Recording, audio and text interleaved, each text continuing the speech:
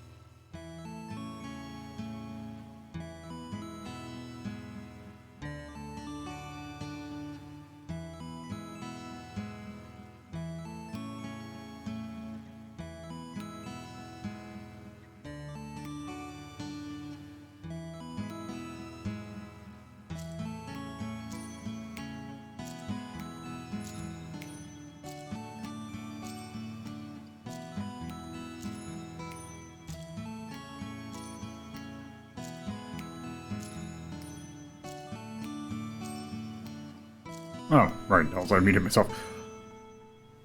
Alright. There. I am... got a grand majority of the stuff I need to do today done. So when I get done streaming, I only have a few things I need to do.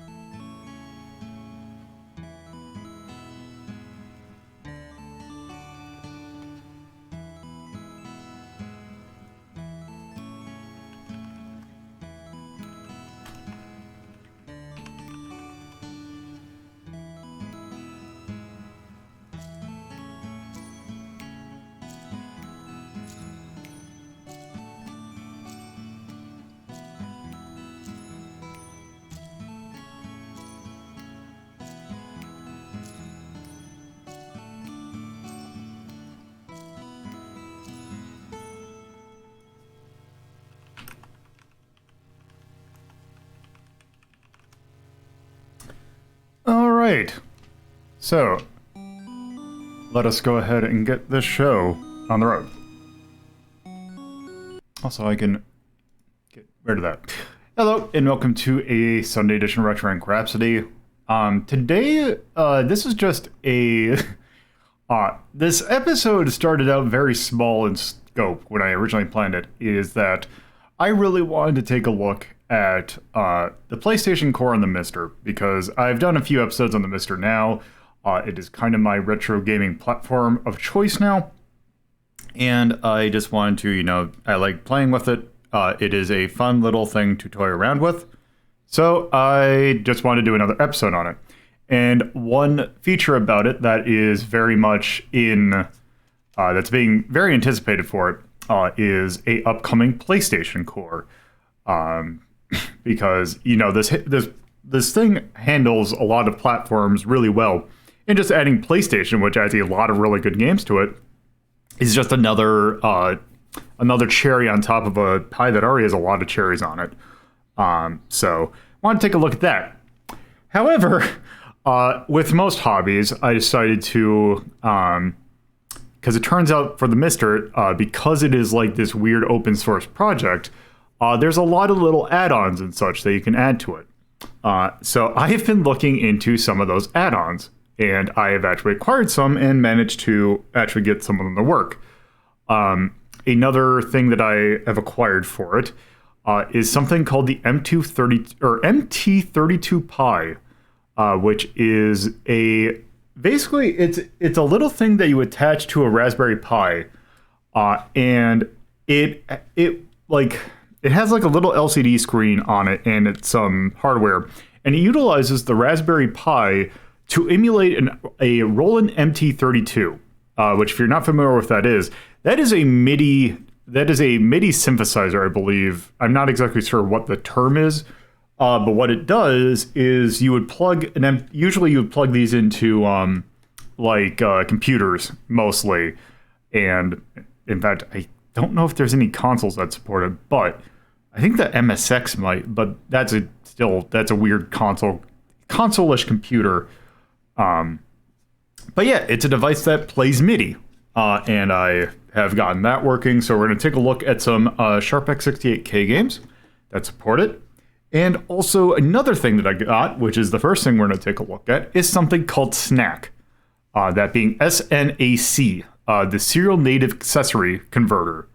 And what that does is on the MiSTer itself, there is a port on the side of it that looks like a USB 3.0 port. It is not a USB 3.0 port. It is in fact a serial port that there is something called the SNAC, which you plug into that converter and it will basically translate input from actual like controllers for video, like for consoles, into the MiSTer.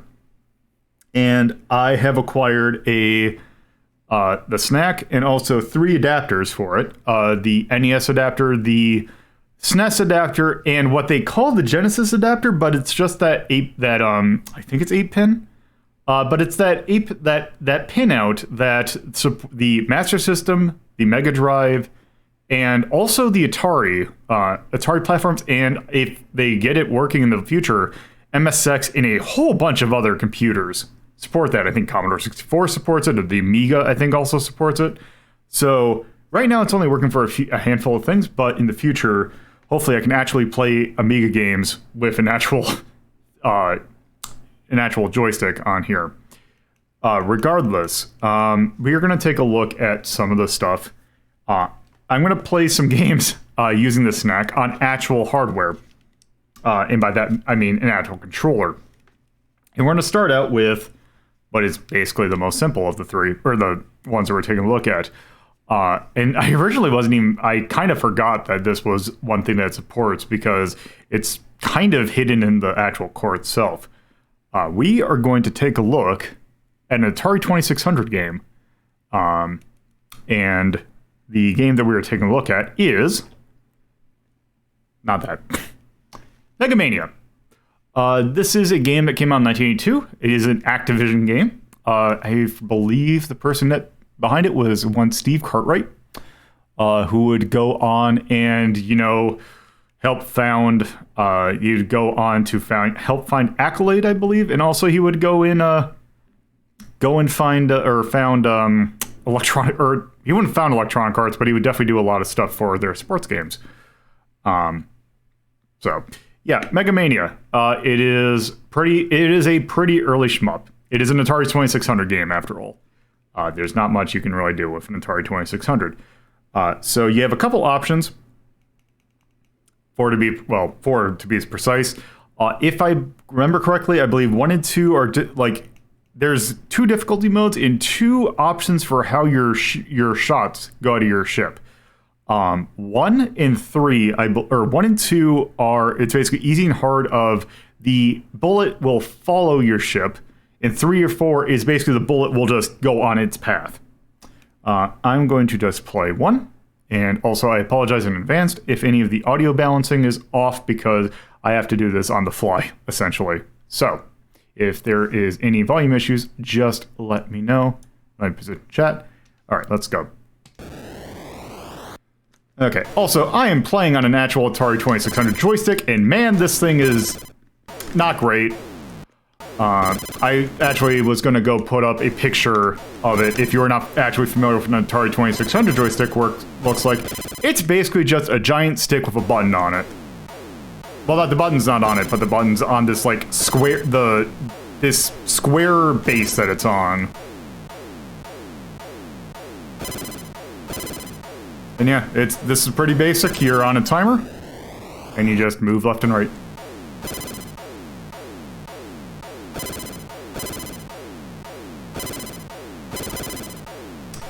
Yeah, so the thing about the Atari 2600 joystick that's a little weird is that it's I don't think it's analog, but it feels analog. Like there's no, it's not micro switched at all.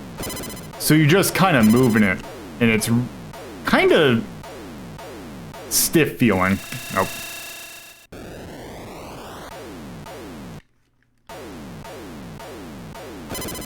There's kind of not there's no real, or I'm having trouble finding a weird, trying to find a way to hold this thing.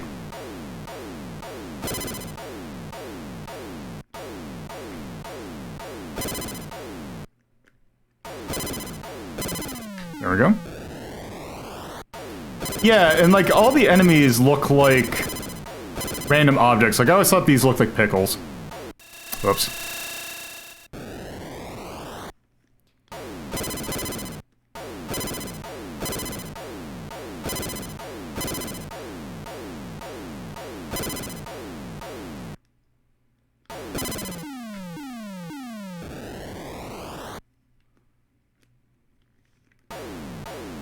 Yeah, that's kind of how I'm holding it right now.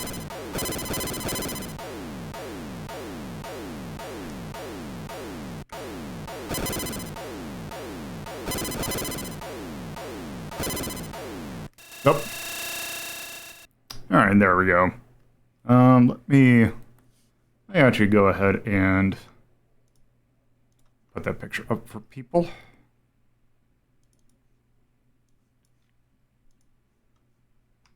Okay, give me a sec.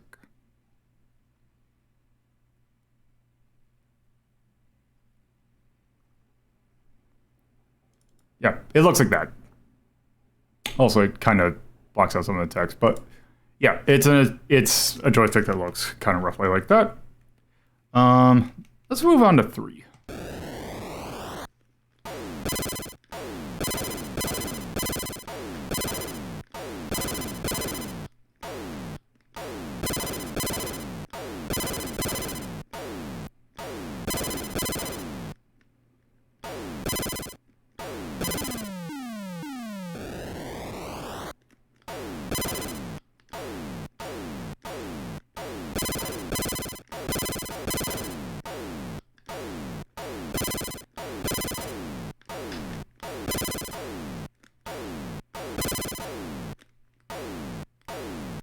Oop.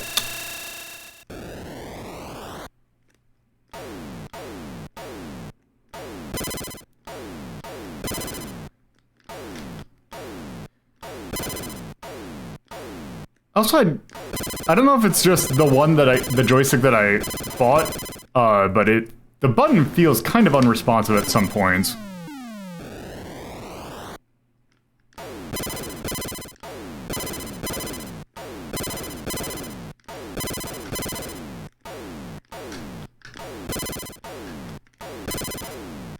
Oh, shoot.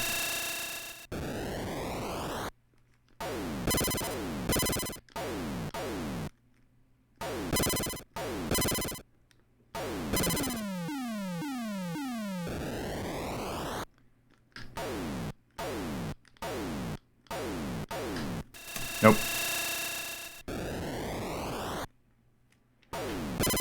Yeah.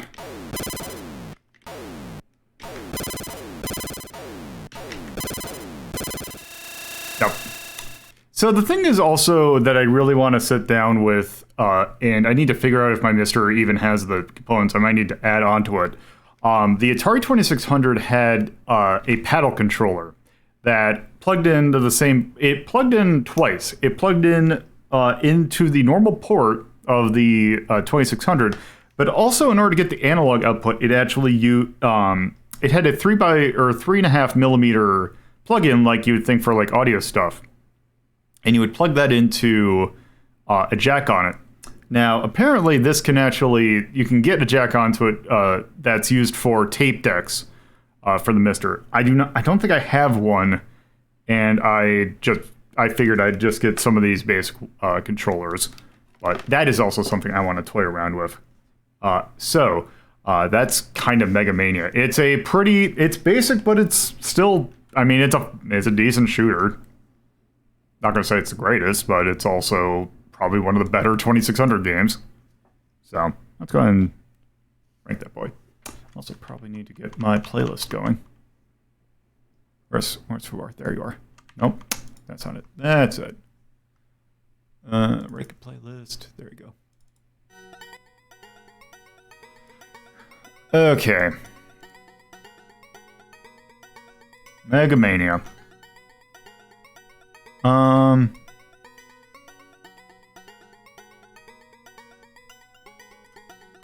I remember my dad also really likes MegaMania. I don't know. Well, let's look at 8.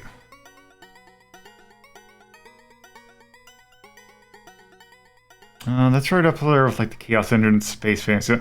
I don't know if it's an 8, but it's definitely like above.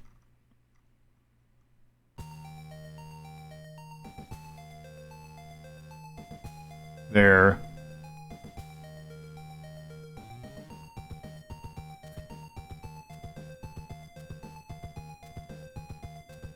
So we got Hang On at 9, Galgate 88. No, that's not quite that. Arizonk, I can see 10. Yeah, I'm thinking 10.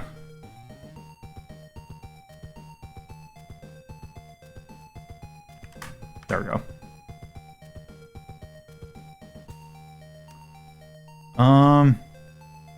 I don't know what else I would call out. It's just basically, it is what it is. I do like the charm. I think it's neat. Like, I think the enemy thing is funny. So that's that.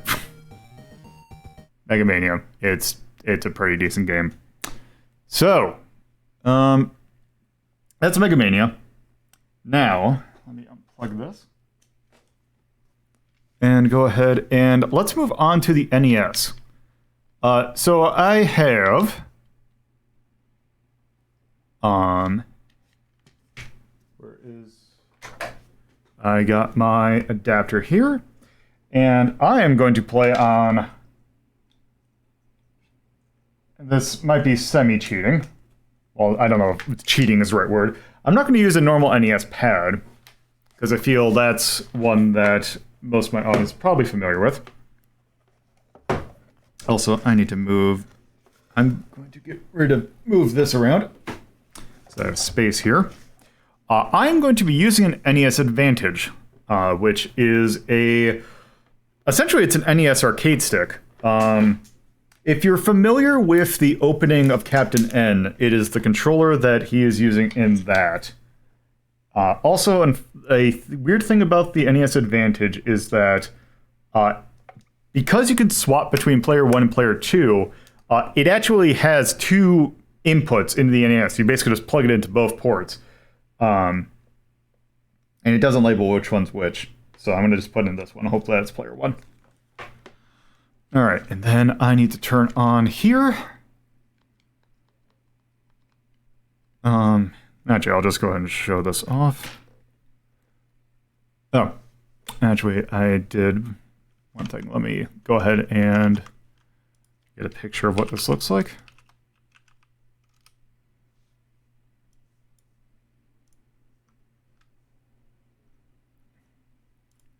Actually, I'll just go ahead and get the actual box for it. Okay, of course it's a WebP image.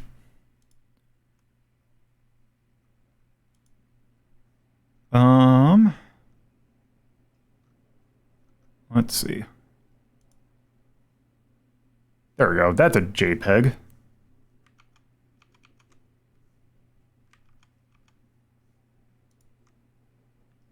And then here.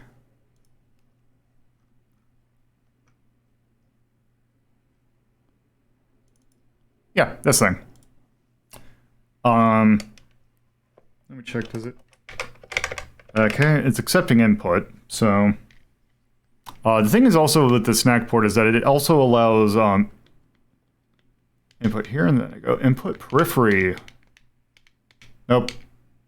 No, serial mode, that's what I want. Snack. You can actually use zappers with this. The thing is that you need a CRT TV in order to get the zapper to work, unless you're playing some very specific mods, which I do not have on here. So there's that. Miscellaneous, I don't think I need that. Okay, so the game that we're going to be testing this out with is actually a translated game.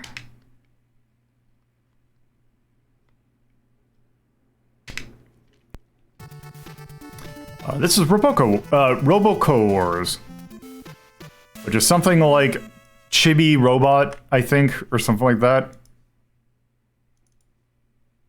So let me go ahead and get this and this. Okay, so this is a Taito game. I have a feeling that it is also developed by subcontractor Pixel, but I'm not 100% certain. So, yeah. Anyway, let's go ahead and start. This is nothing like Warmup Wars. Let's go ahead and start. It's kind of a kind of MegaMania-ish kind of game. Also, I apologize if the sound of the controller is going in.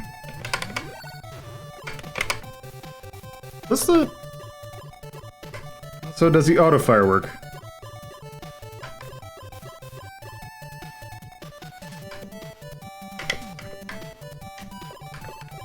Okay. Auto fire is working.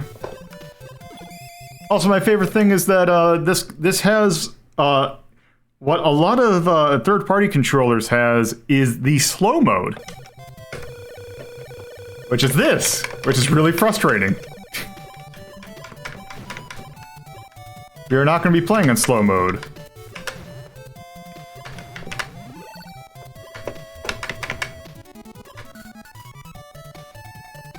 Is there a bonus up there?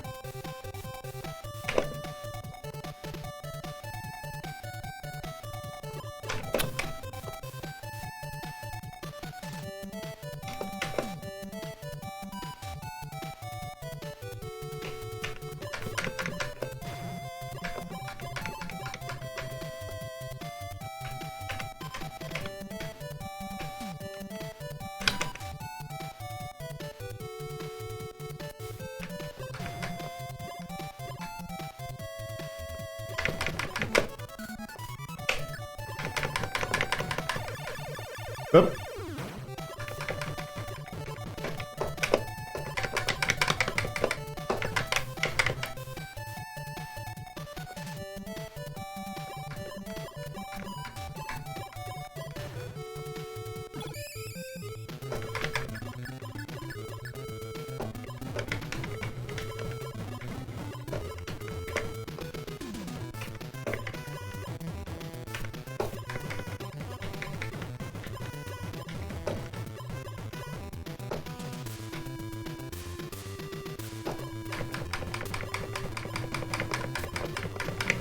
Oop, shoot.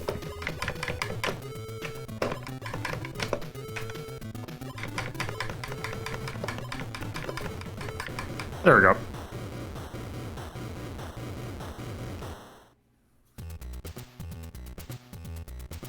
All right.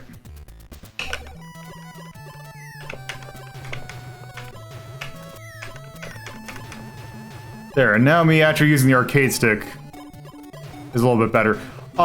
So the stick on this is also, it's not micro switched, but it's pretty decent. Also, it's actually kind of funny because the actual stick on here, like, it actually supports, I actually replaced the ball top on this, and it uses, like, it's the same, like, screw-on size that, actual arcade sticks use.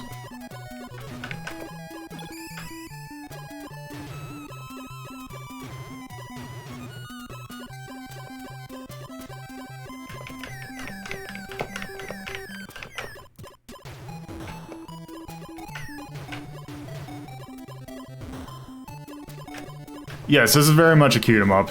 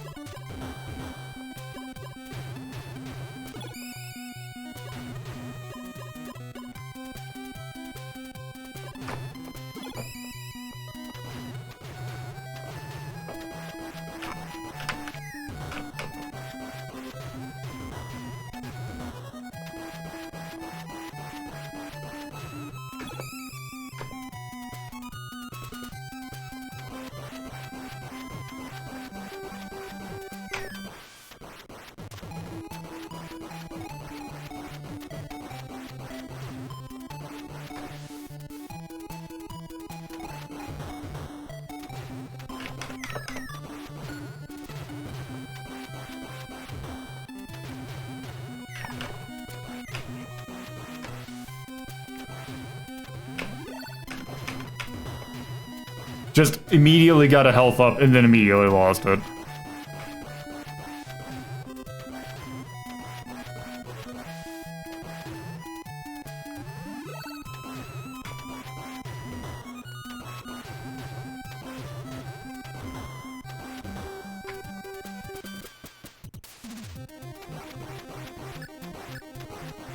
Also, I'm recognizing a lot of sound effects from that Fantasy Zone NES port.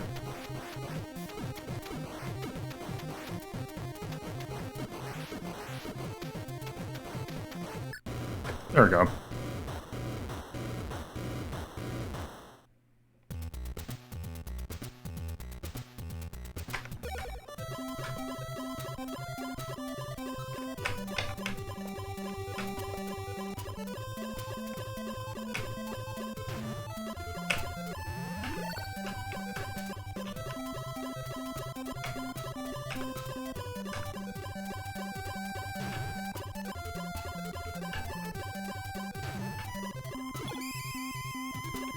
Oop.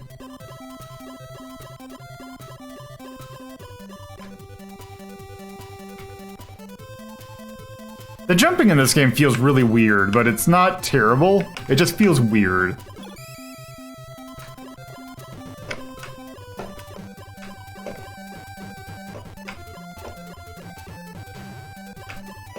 Oh, simple enough.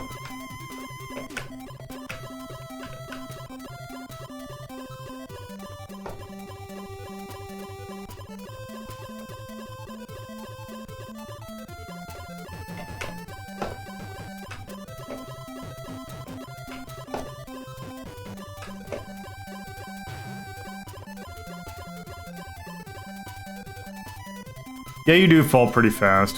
Oop. Oh, here we go. Oh. Okay.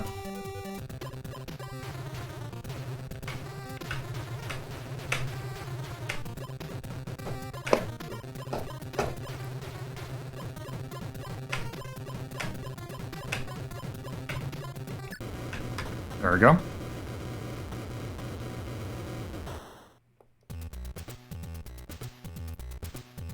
Oh, now we're a submarine.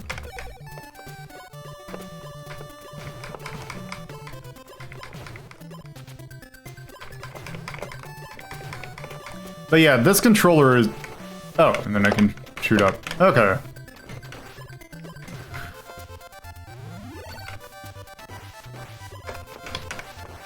Oh, happy ghost clouds.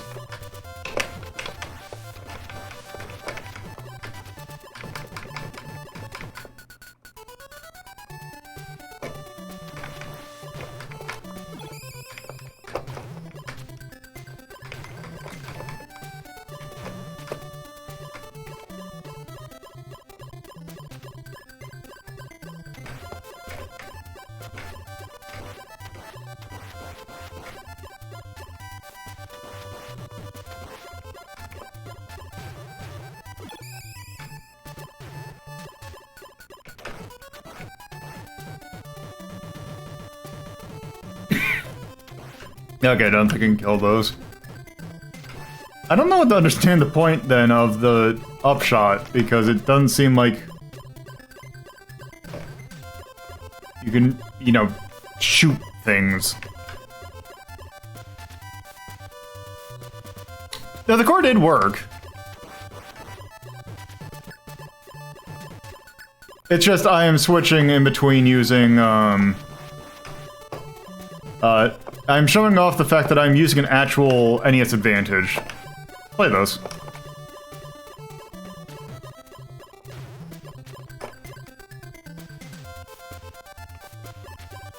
We have not gotten to the PlayStation. PlayStation stuff's gonna be at the end of the stream.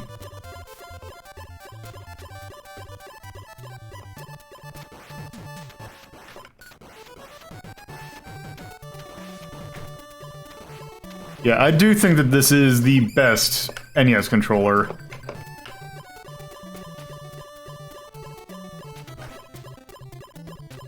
Oh, also, this is great because it doesn't hurt you if you run into something. It's only enemies that you get hurt from contact damage.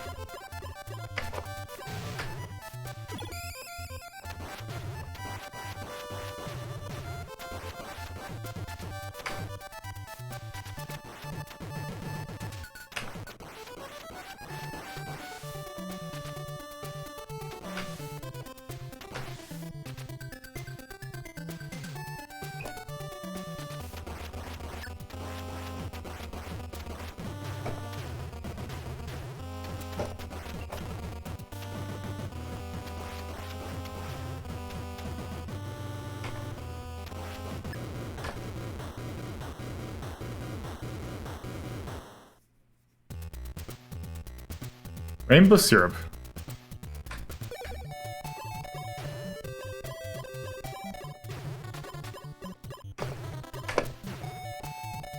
Oh, it's ice physics. Okay.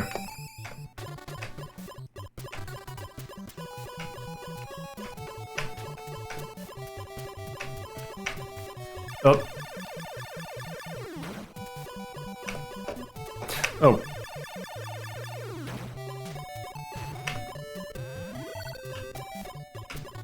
Yeah, especially since it put your checkpoint actually is like forward.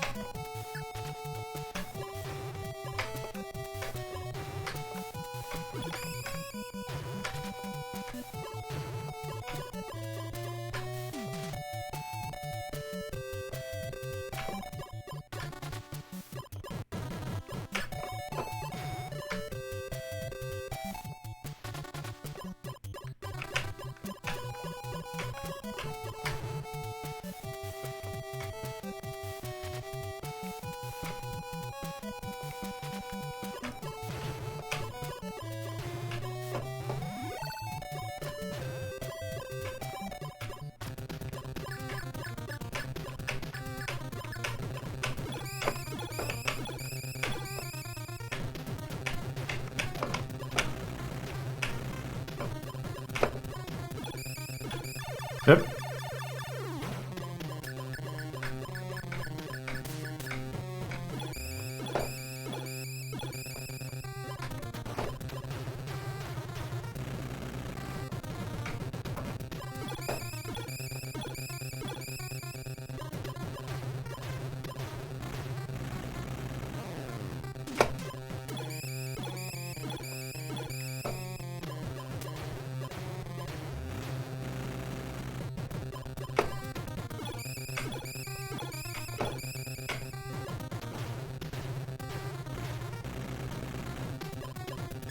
Nope.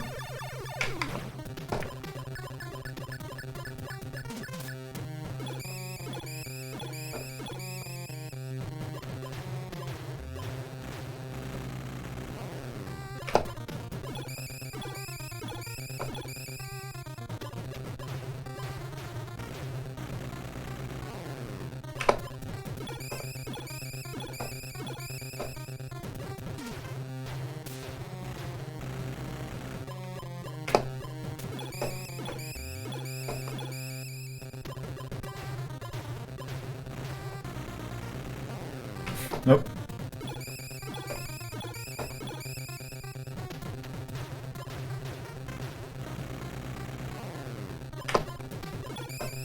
Nope. This was rough.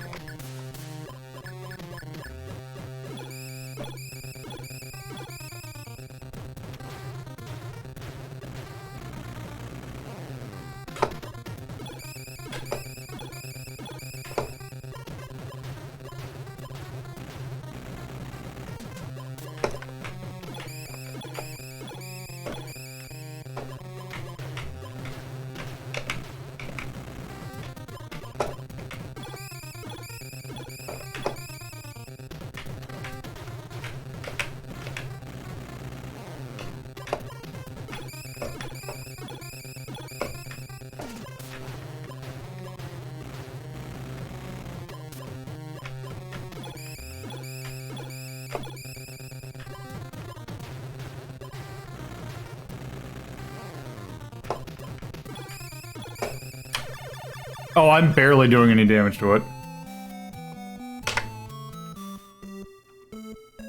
When you're a bike, you jump.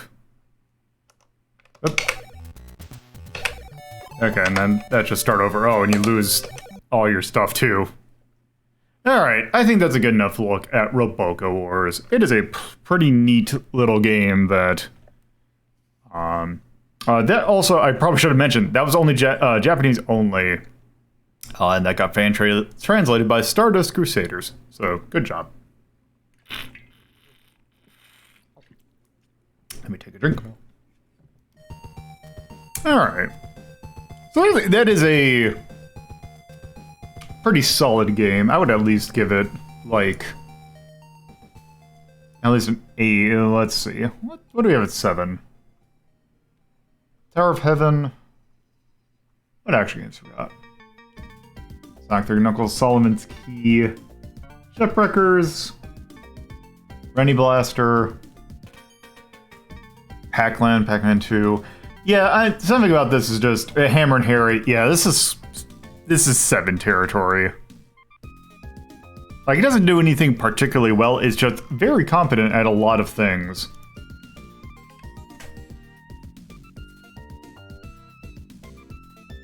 I will say that the music is really good in that.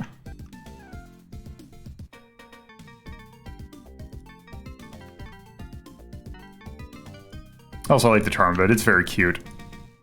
It's also very forgiving. So I'm gonna give except for that one fight at the end was kind of rough, and I don't know if I was missing something about that, but yeah, I'm gonna say overall it was very forgiving. So yeah, can't really think of much else for that. So all right, so next up I figure that if I'm looking at NES stuff, one thing that I have mentioned about when I'm playing Master System games, that the thing about the Master System, like, it's kind of, it's like, oh, because I'm playing it on what's essentially a faux Genesis controller. Hey, Bob. And the thing about the Master System is that its default controller is a little, I don't know if suspect's a little mean, but this even, I will say, friend of the channel, Real Soviet Bear, who is a Master System aficionado, will personally say that the Master System controller is a little rough. So, I'm going to put that to the test because I've acquired not one but 2 different Master System controllers, and I'm going to just use a standard Master System controller for this next game. And this next game is something I actually didn't realize that this game was actually different than the other Aladdin games that came out, but the Master System version of Aladdin is its own game. It also only came out in Europe, surprisingly enough. Also note the sarcasm in that, surprisingly, because it's actually very not surprising that it came out in Europe and Brazil only. So let's load this up. All right. So let me get this prepared here.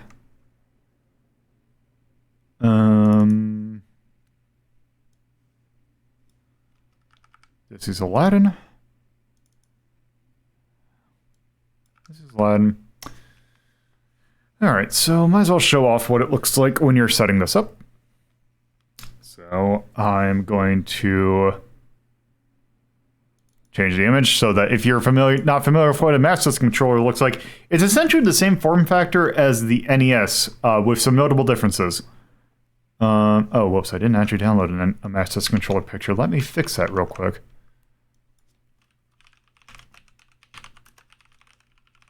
It is a 2-button controller. That lacks a pause because the pause is on the console itself. Oh, I don't need like a 4000 by 1000 image. I just need something that shows it off. Okay, are you going to be a WebP? No, you're a JPEG. Thank you. Thank you, person who put their picture as a JPEG.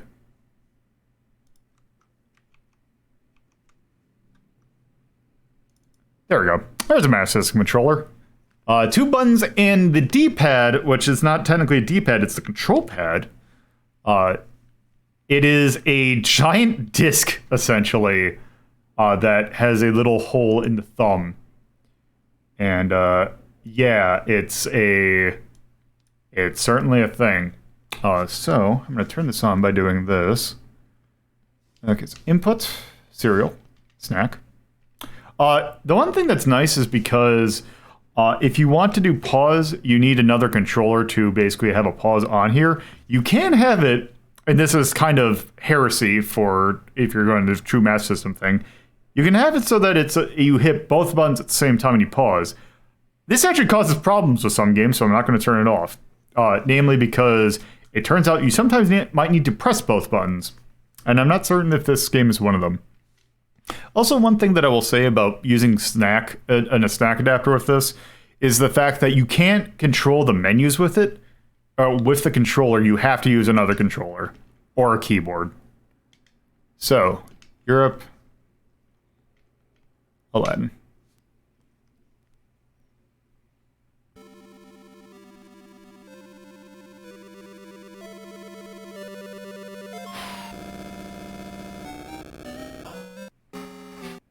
So this one is brought to us by Sims, who has done a few other Master System games.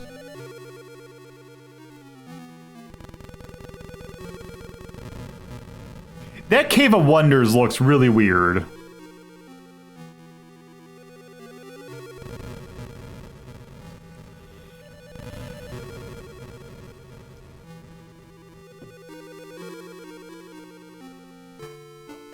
Alright. So, press the start button, which is it's actually, so the number, it's 1 and 2, and 1 is labeled start on here. So let's go ahead and start.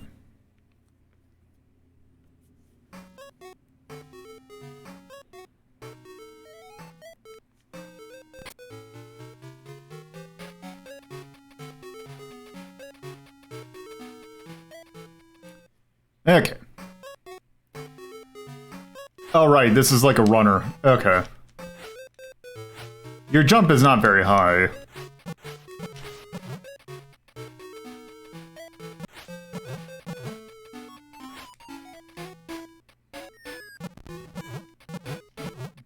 Oh, shoot. Also, just want to check. Okay.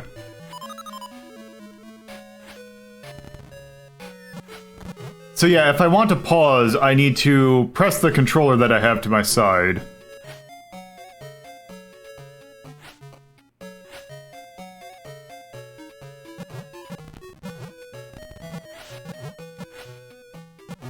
So yeah, the parallaxing in this is incredible. Like, this is good parallaxing by any standards, much less on the Master System. This is an incredibly late Master System release at 94.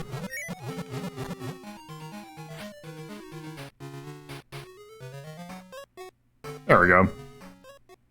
Also, if I need to turn it up at all, let me know.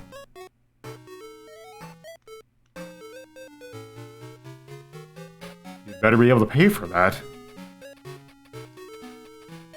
Hey.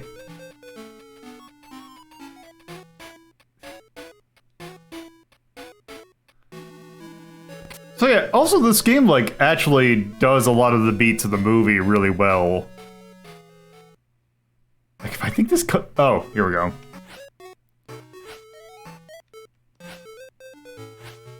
So now we got, God, the 3D on the buildings looks so good! Like, there's a lot of, like, I would say, like, 2D, like, other modern games have, like, don't look that good when it comes to buildings like that.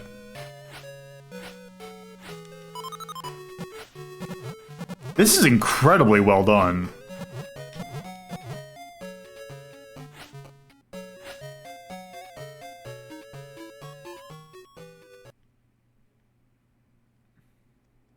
And yeah, some other things about the Master System controller, like the D-pad, like it's working fine for that because I only really have to go left and right.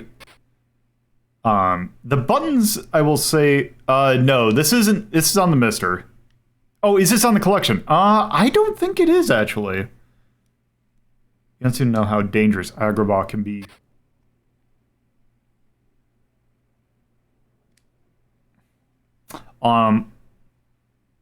Another slight thing about the Master System, and I gotta actually try a Master System or a NES controller to compare. I don't remember the buttons on the NES being as spongy as this one. There's a lot of throw. Actually, maybe not. Okay, you don't... The button goes down far. Like, it's a taller button. But the actual, the amount of pressure you need to put to activate it doesn't seem to be that high. So that's all not bad.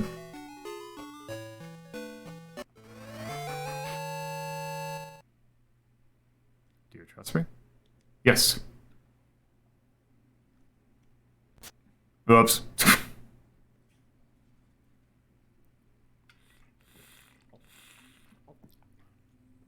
I ordered the princess.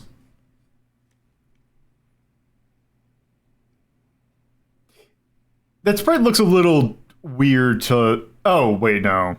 Oh, she... the hood. Alright. The Famicom buttons, I believe, are spongy. It's just been a while since I've held one.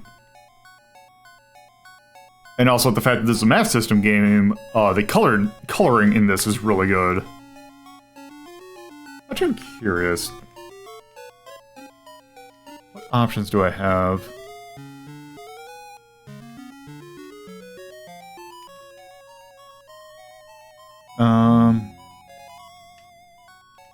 Actually, yeah, let's enter scaled out.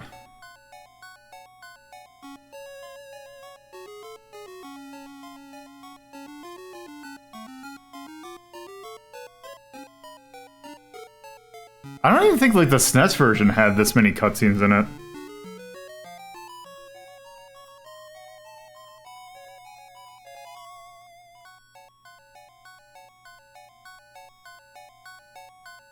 It's true, you did not... not really kidnapped if you, went with them. Although technically, I guess... Oh good, my phone updated and it's... Since I'm gonna have to get used to some new stuff.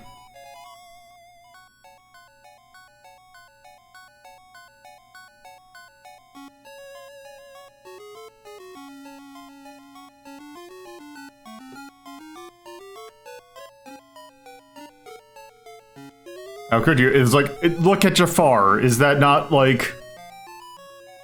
Jafar, who does not exude I'm a villain energy.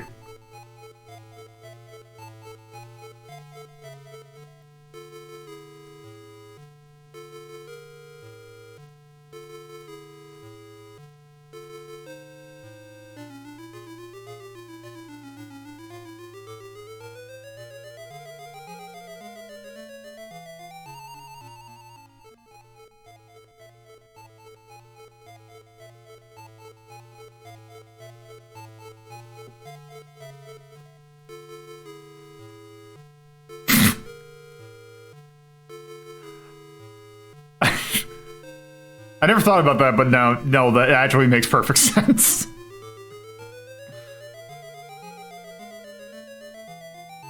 I have not seen this movie in eons.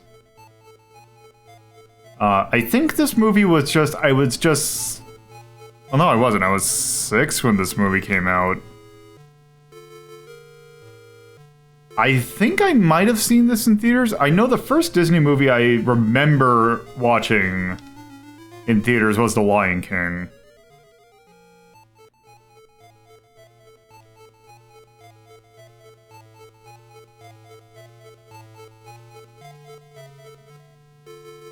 Touch nothing but the lamp.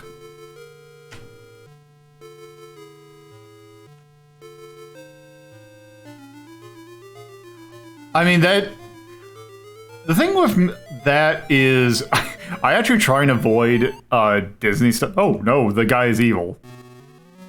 I've tried to avoid it. Oh, I see. That's how this jumping. Okay.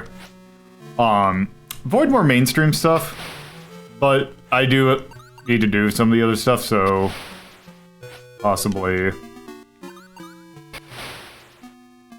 Do I need to jump on that thing? Nope. Oh, okay. We're Prince of Agrabah, except not really, not yet. Oh, I see. Oh, so one weird thing. Oh, okay. So one thing about the Master System controller I didn't realize. It has the problem that the SNES controller has, which is if you hold down, and it's because it's a disc, I think. if you move just very slightly left or right, it does count as left or right, which I don't think that's good with this style of control pad.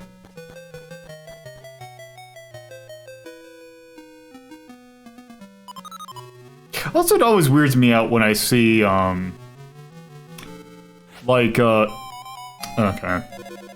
When I see sprites that have a white edge instead of a black edge. Oh. Where do I go back? Okay, so it's right here. These areas don't seem to be that long, so hopefully this isn't too... I was holding up there. Try again. I do appreciate the fact that it looks like you have infinite lives. Or at least I'm not seeing a lives indicator. Because yeah, if I pause, I don't see anything.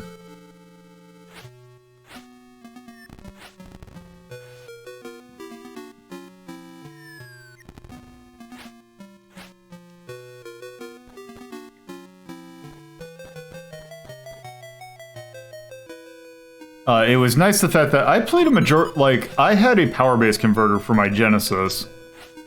So I am used to playing... I played a lot of original Master System games on a, with a Genesis controller, which is infinitely better.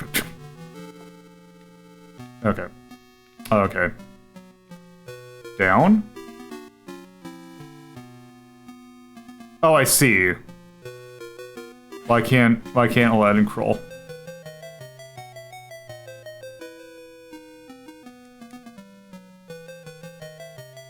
Did I miss something?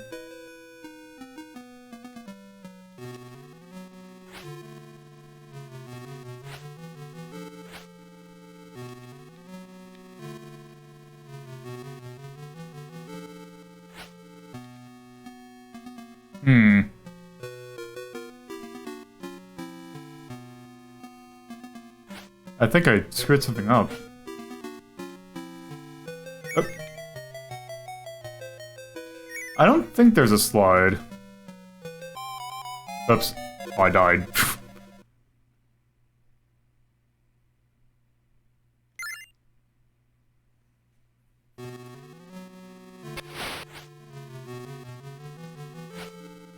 I wonder, what do I have to... What toys do I have at my disposal? Let's see, always have key, infinite health, 2 different kinds, test mode, unlimited rocks. Okay.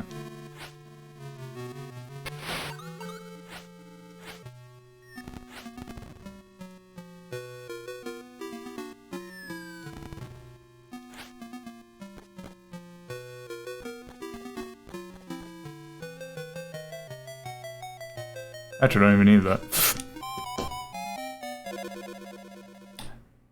Okay, so I have a slight problem with this controller.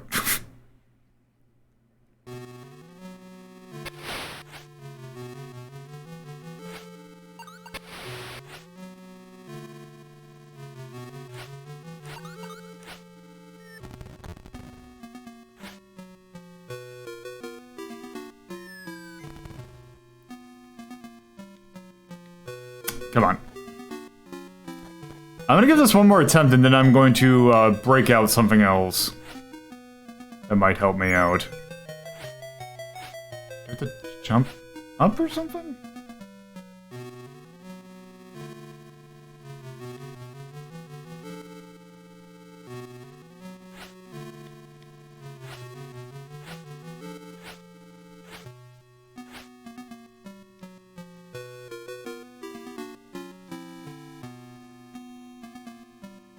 Nope, it's not like hold down.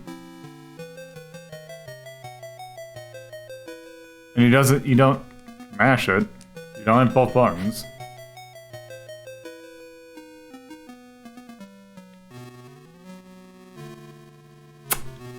I am actually at a loss of what I need to do. Alright. So, I have another Master System controller. And it is the Sega Control Stick. which is basically the Master System equivalent of the Advantage. Weirdly enough, cheaper than the actual Master System controller I got. So let's try this.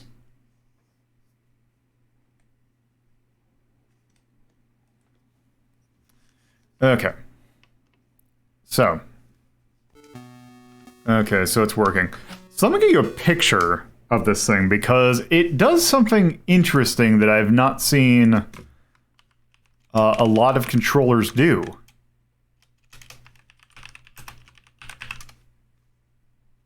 Because you'll notice there is one thing that is like very prominent about this that is different than a lot of arcade sticks.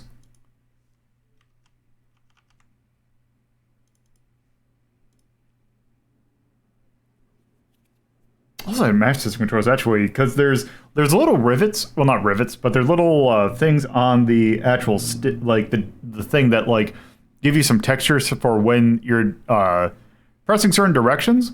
But it was going into my thumb and actually kind of hurt. So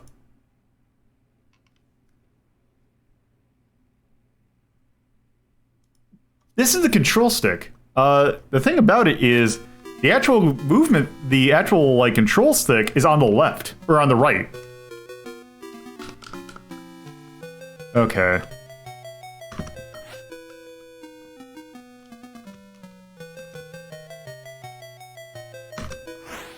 Okay, there we go. Ow. Yeah, it's shaped like a gear stick. I don't know why.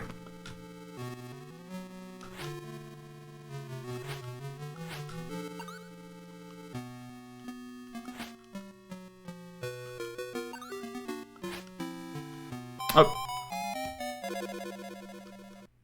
Okay.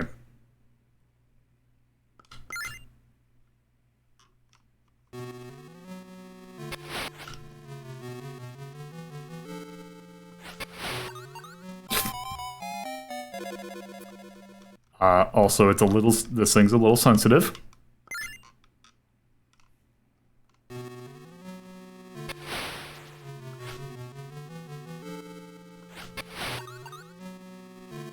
Okay. Holding up. Up. There we go.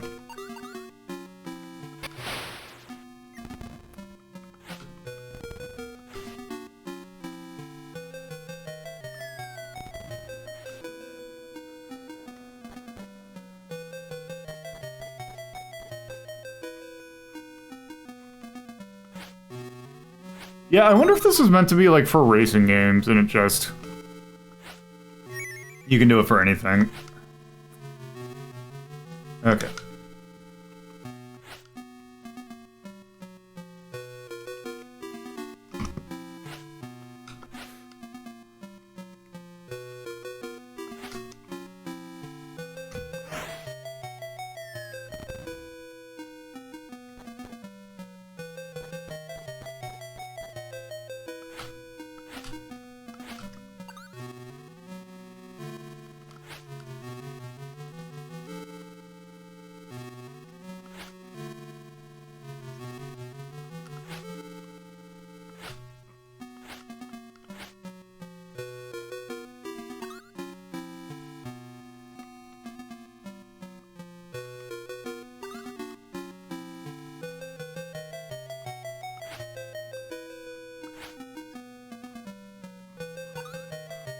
Okay,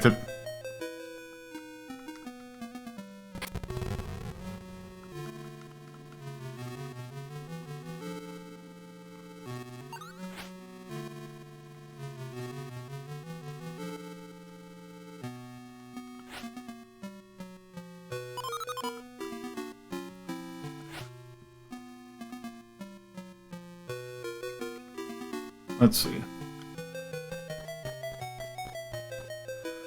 Okay.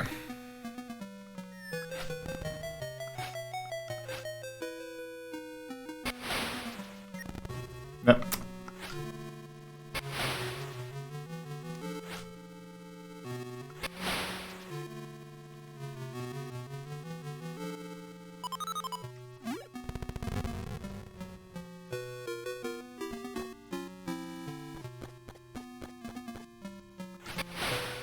Oh!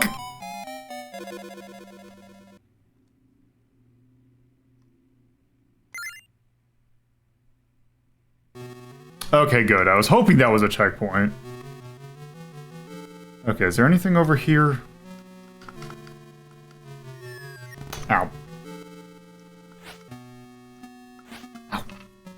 God, there's a little rough patch on this thing as well, and it's just... does not feel good on my hand.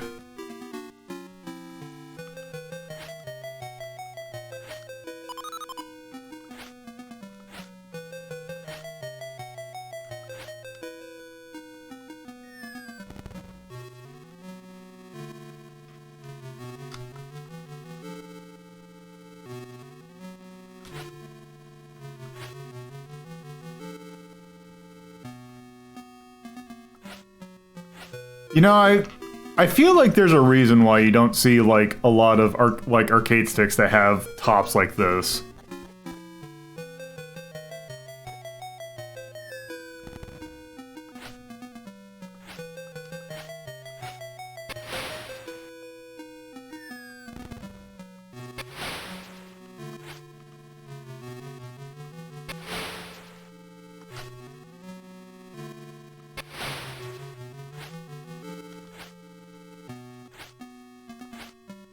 Come on.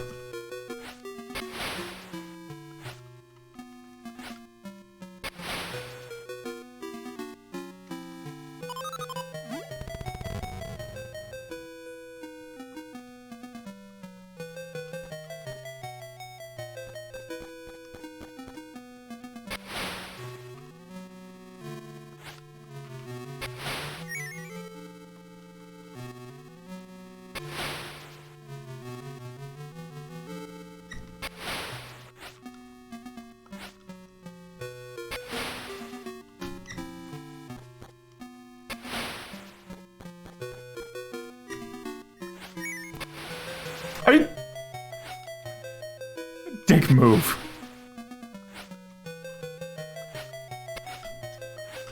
Go to the right! Okay. I was about to say, I hope I can recover from that.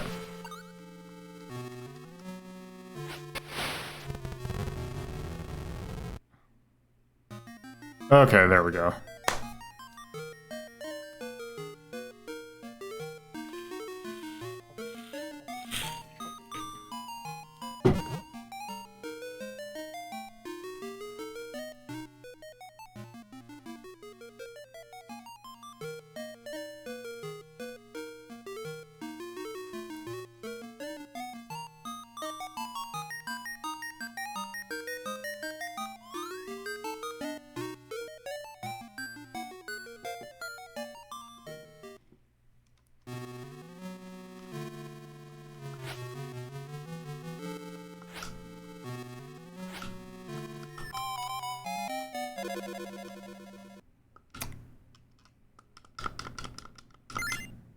All right.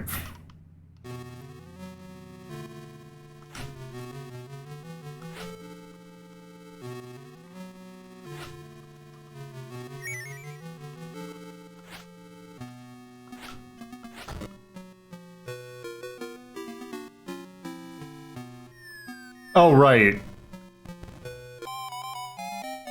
Okay, so that's what happens if you touch gold.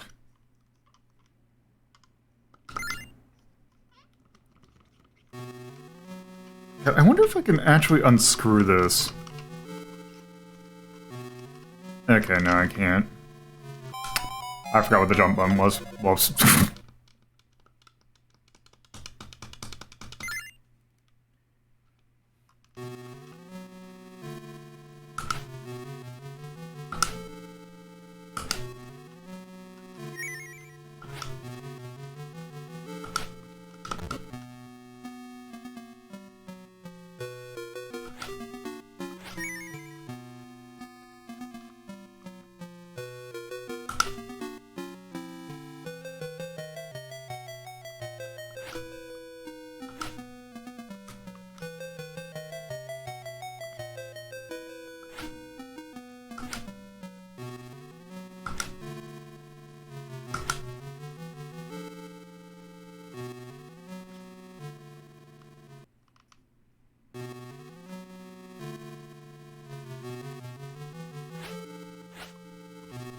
This is all... I appreciate that it's the game is, like, doing the things that you would do in the game.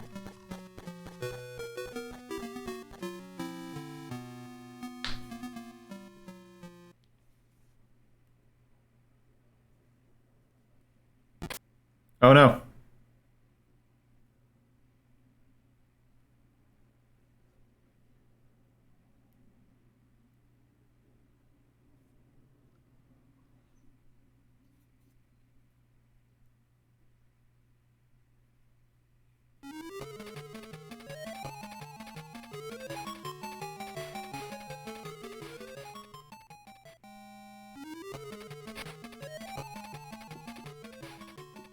Alright, do I get to control this? Yep.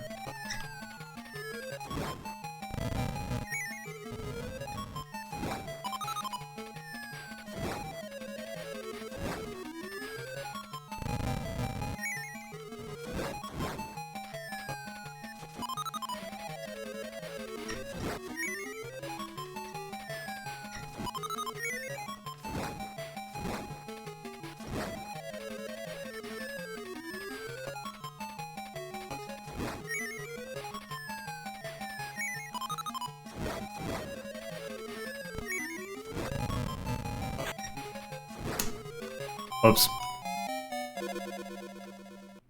Don't bonk your head.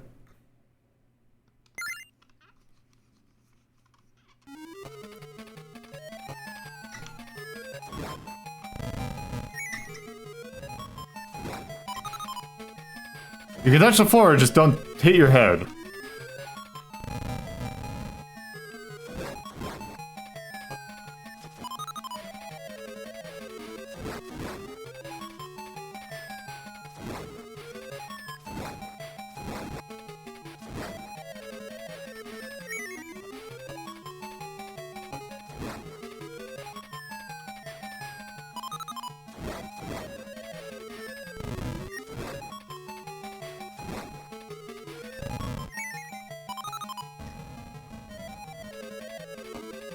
There we go.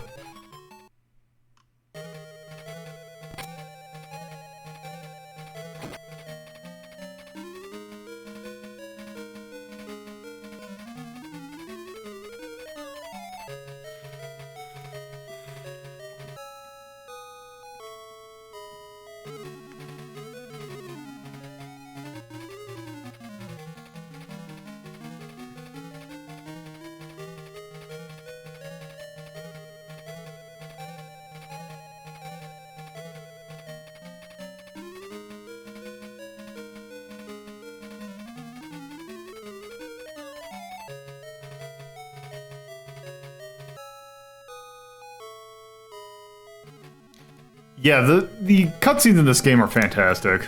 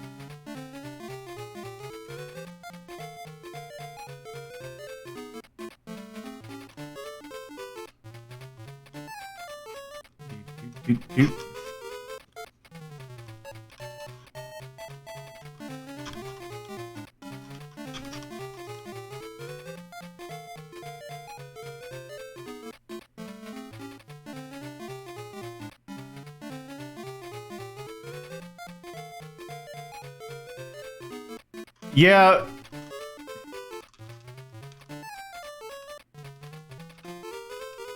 I feel like they had enough detail on that they didn't want to do, like, his other various forms.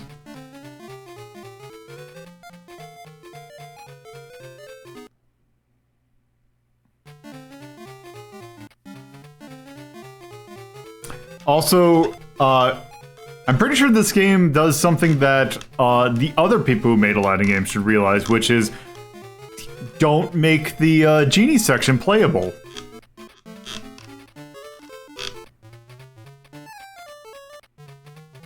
Also, I don't want to... Like, I know these cutscenes are good, but also... Oh, I can speed it up. I'm gonna speed up these cutscenes because Because things also with those genie sections in those games, those are always like the worst parts of those games. If I remember correctly. Okay, make some prints. I also have other games that I want to do today.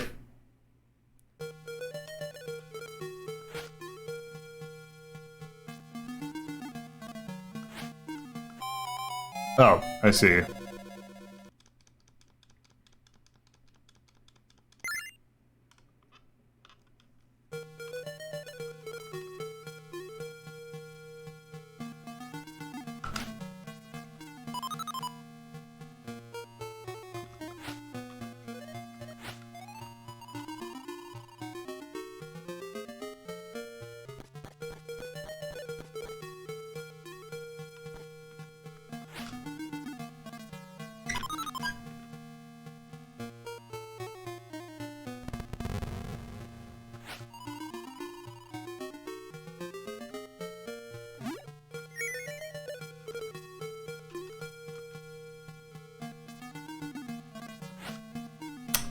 Shoot.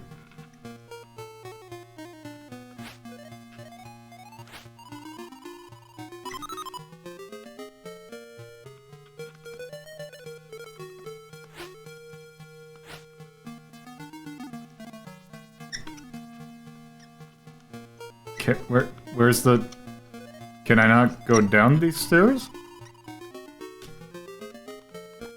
Okay, there we go.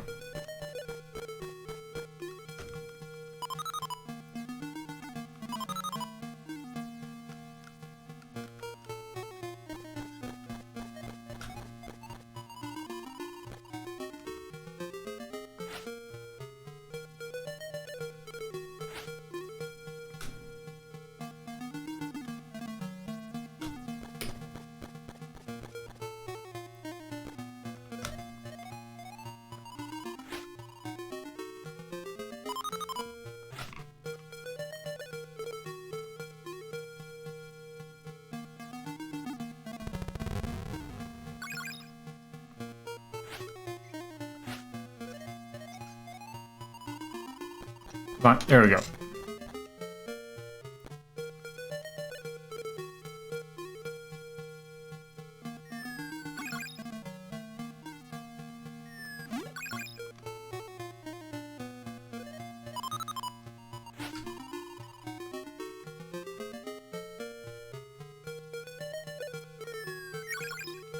Probably need to secure these, their, chandeliers a little bit better.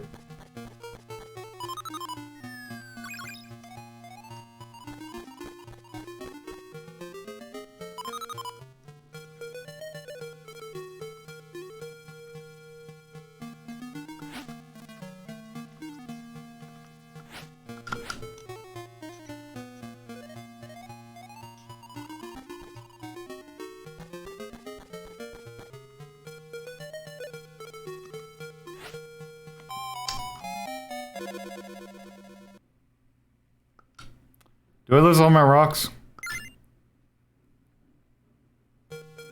I do.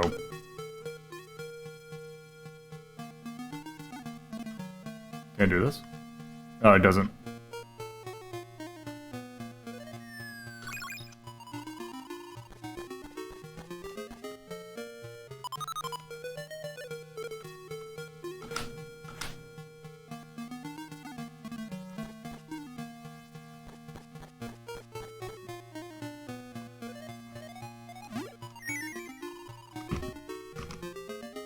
Oh, that's... No, that's here for.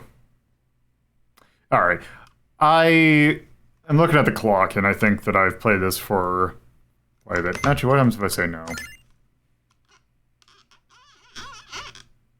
Diwa. Also, apparently the joystick is very squeaky. It's just me making circles with the joystick. Alright. Okay, well...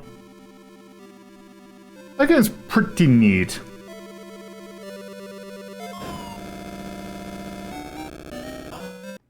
Okay.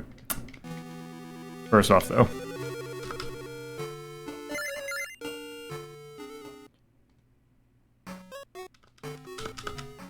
Okay, please let me in the game so I can pause. Thank you. Alright. Oh, that game is pretty good. Where's my thingy? No, that was not a voice sample.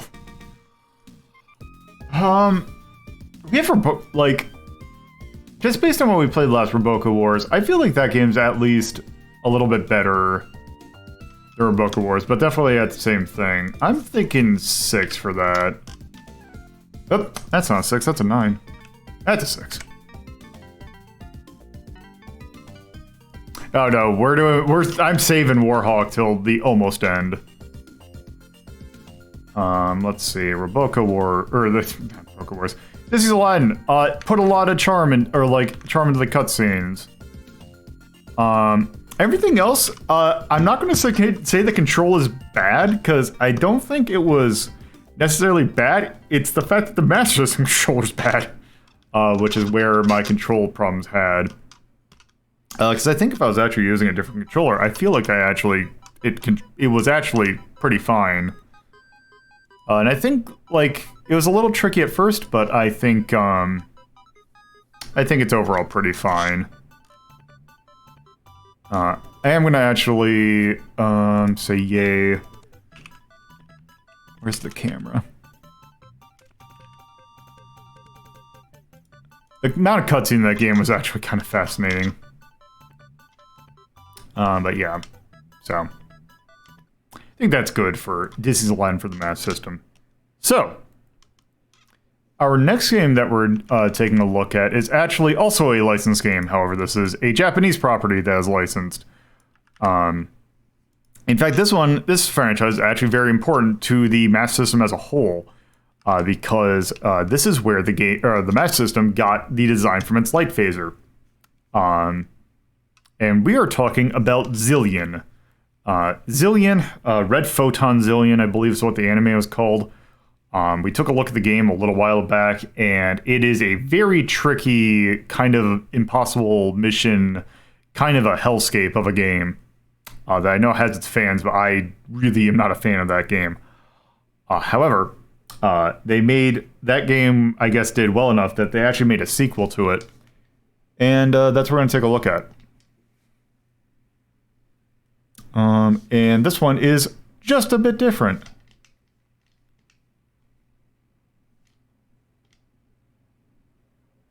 So, this is Zillion 2, the Triformation Cycle.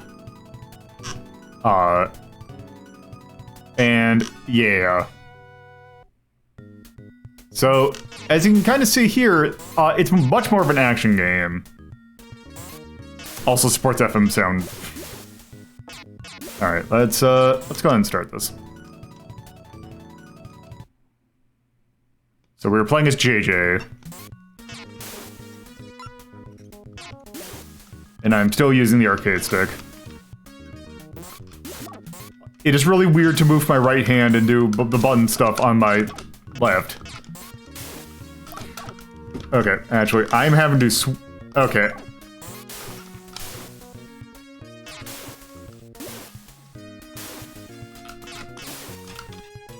Also, you get a somewhat okay rendition of the Zillion theme, Pure Stone.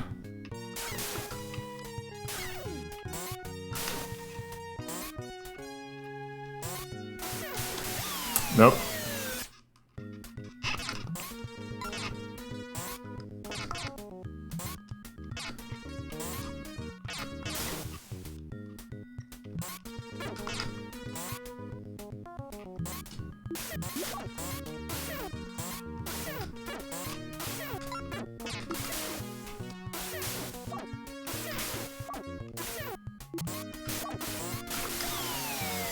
This is a dick section. Also, it's great because I'm pretty sure that I saw long play this. You can beat this game in like 20 minutes. It's just a massive dick.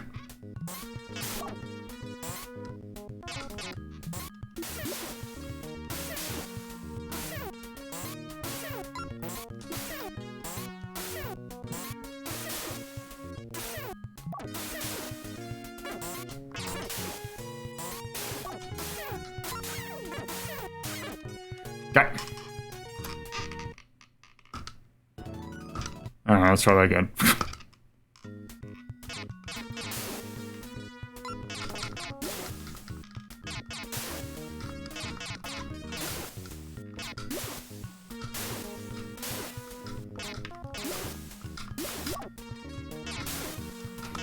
Also, there's a really annoying thing about the fact that you have to crouch in order to get, like, the crouching robots, but you can't crouch yourself.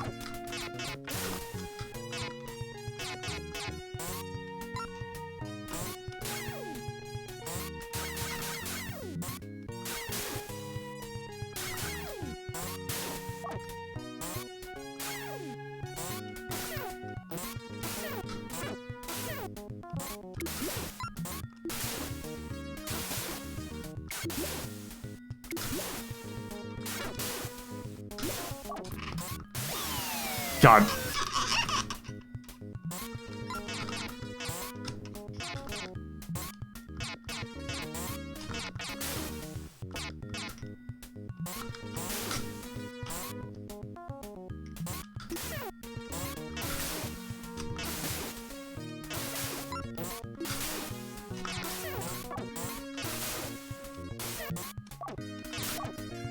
God.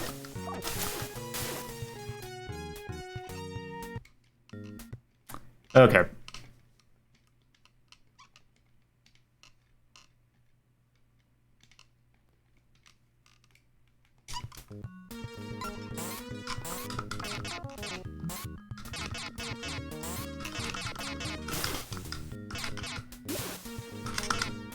I want to see at least a little bit more than this.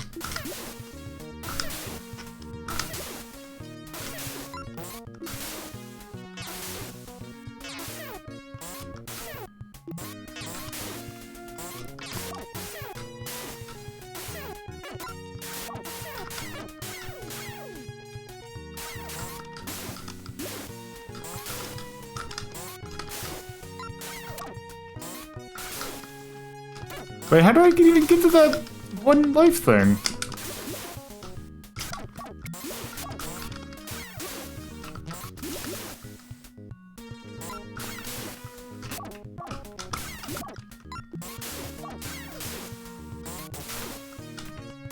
Damn it.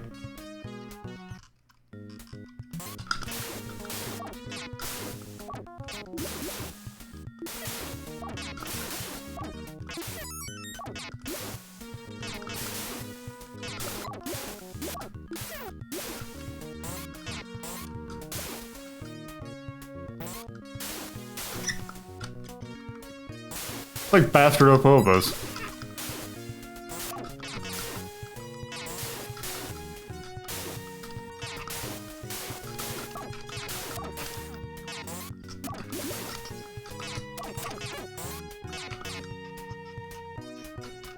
I win.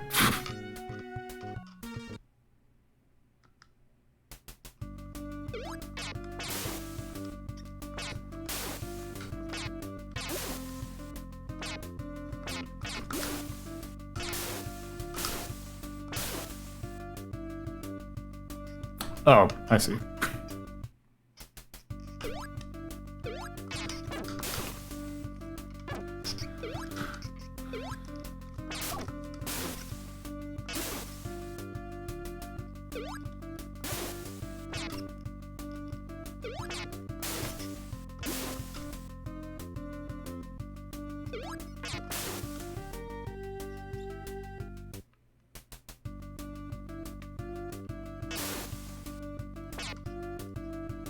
Oh, yeah.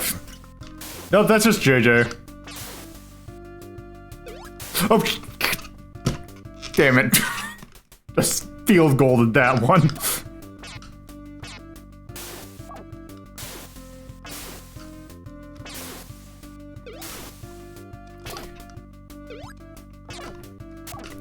God, this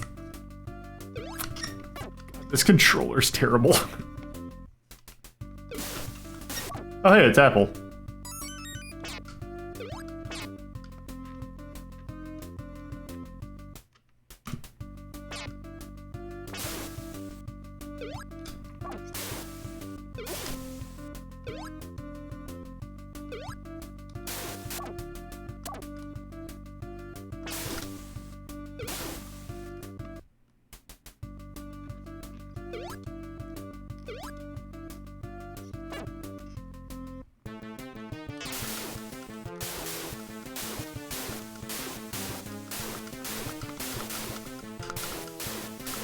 Okay, it's a Russian attack style boss.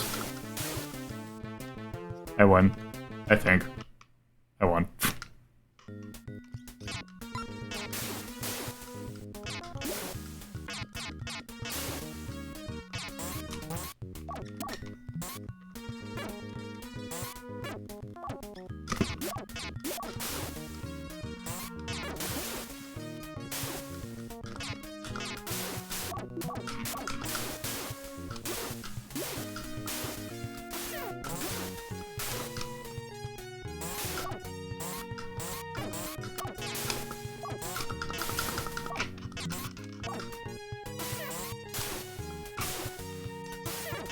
Oh, there we go.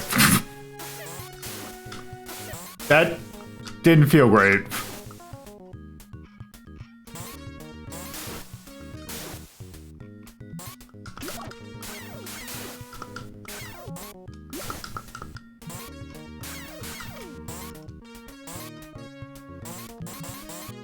Oh.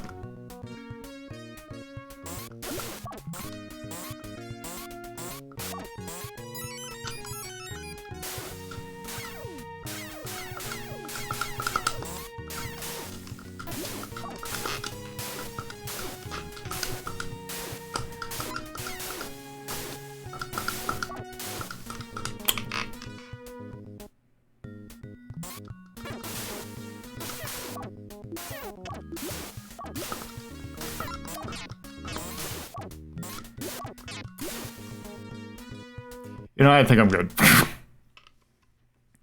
All right. Let's go ahead and put that one on the board. You know, I'd heard that that game's not that great, but also... I was expecting to be that bad. That game is not good. Also, let me actually get my proper keyboard thing back. Okay.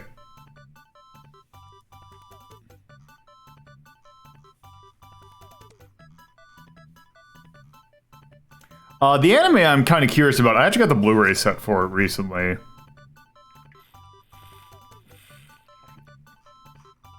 God, is Zillion 21?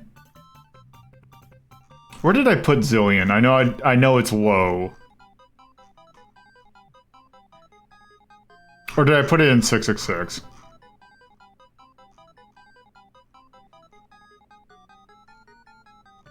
Where is Zillion? Do I have it under Red Photon Zillion?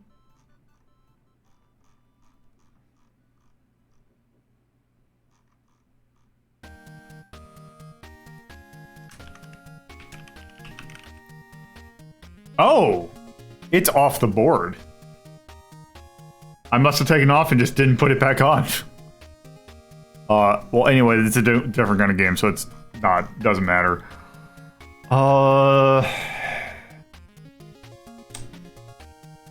I feel like Top Secret episode for Golgo 13 is at least a better game.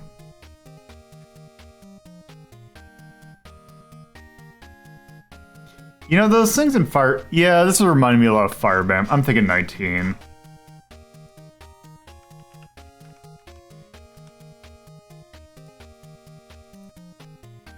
I at least like the musical rendition of Pure Stone, but that's about it. It just doesn't really play that well.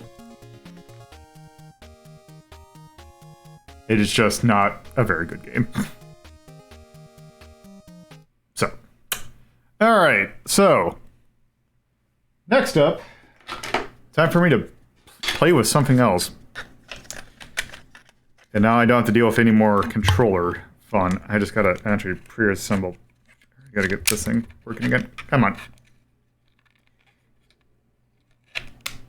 This thing has a stand, a pre-printed stand. I'm trying to get it to align right, and it's not wanting to play nice.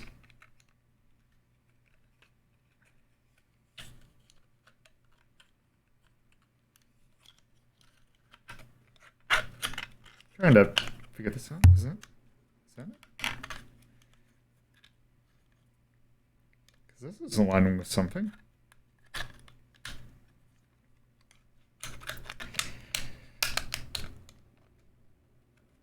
Alright, well, whatever.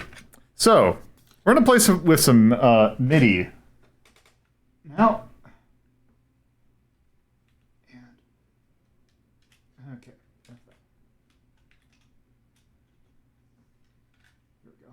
Are you plugged in? Is that on? There we go. Alright. So... Oop. That's somewhat. Oop.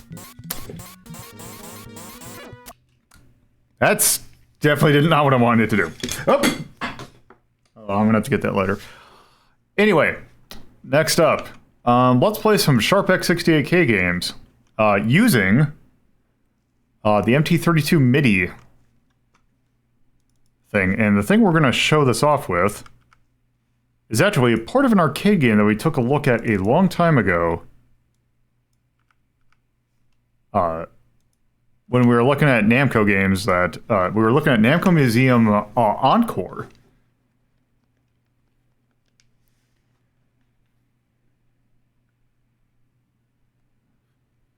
So. Did I set that up? Yes, I did. Okay. So, Sharp X68K. Let me also get this picture back to what it should be.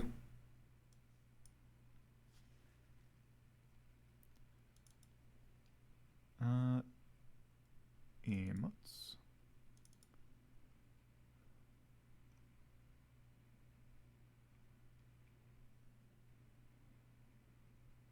Let's go. There we go. Here's me. Okay, so MT32 Pi.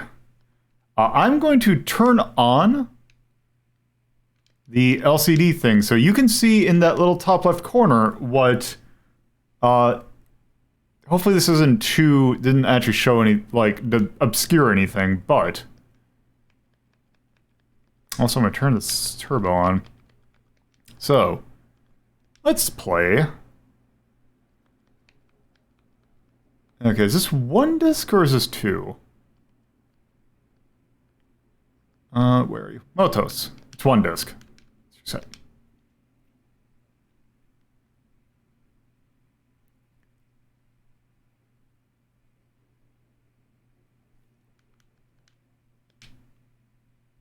So it's there we go.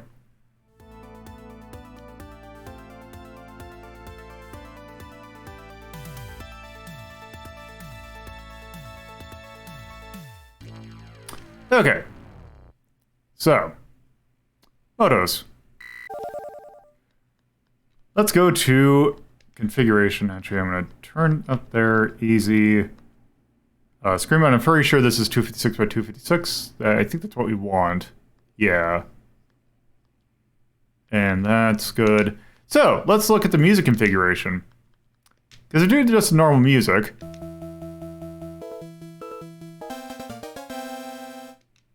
And do that. Here's this option. So this is using a YM2151 to emulate. This actually is a lot. I don't think this was the actual sound chip in the actual arcade game, but it's something pretty close. So, but if I do this sound module, MT32, that was actually the loading screen, I believe. So, let's go here.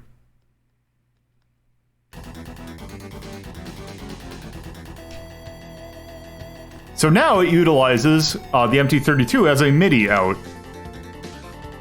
And it does something weird that I don't remember recalling seeing other stuff do, which it uses the internal music as well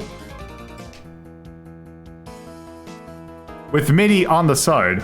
And also, I think I can change sound fonts if I do this.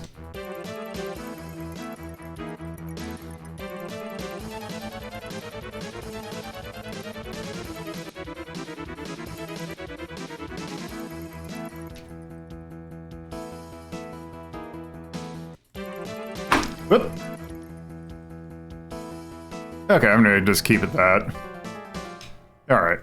That's what we're gonna do. Arrange music. So, let's go and start. It's gonna obscure my score, but oh well. So this stuff is also in beta, so let me actually, what is the volume?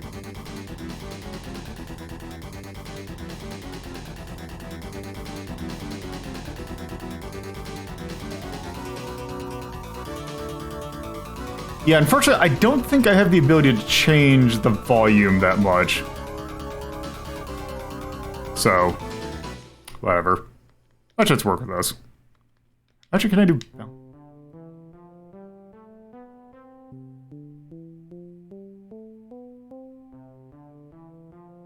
Yeah, it's really low, and I'm still kind of playing with it, but that's what I got to work with at the moment. Anyway, let's play Motos. So this is a game, it is knock all the balls off the stage.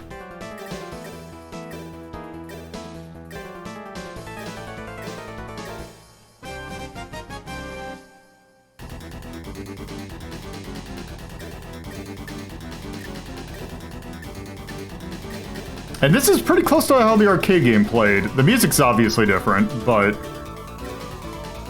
this is how it played.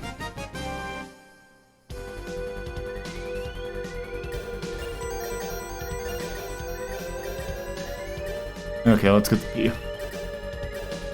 So that doesn't do any... Oh, shoot. Okay, so the P's don't do...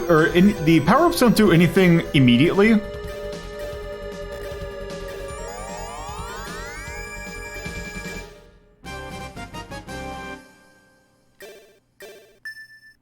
So I can select to use P, which basically makes... You can see there, it makes my push a little better.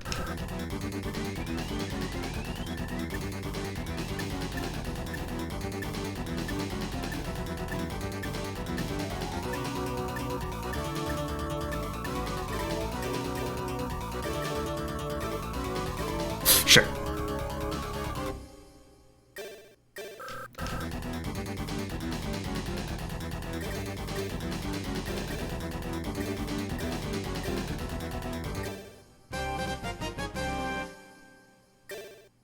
Okay, so I'm gonna do that, but this other thing basically lets me jump now.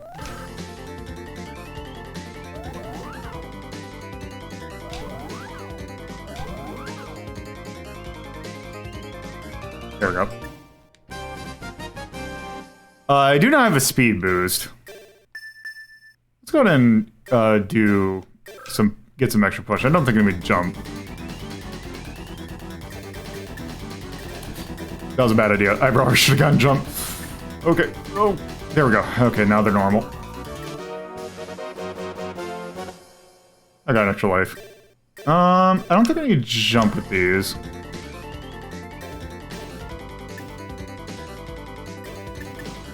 So if you remember a while ago, I looked at a Sharp X68 version of Bosconian, which is another Namco arcade game. This is by the same people.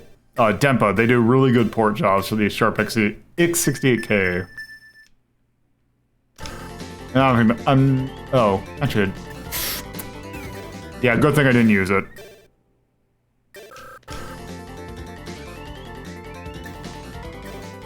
Okay.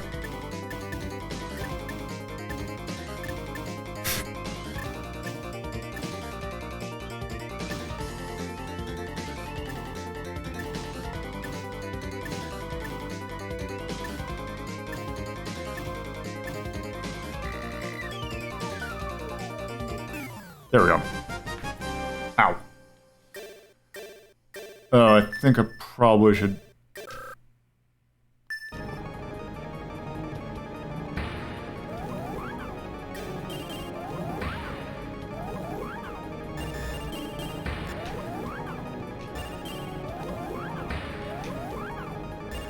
Nope. I wrecked myself.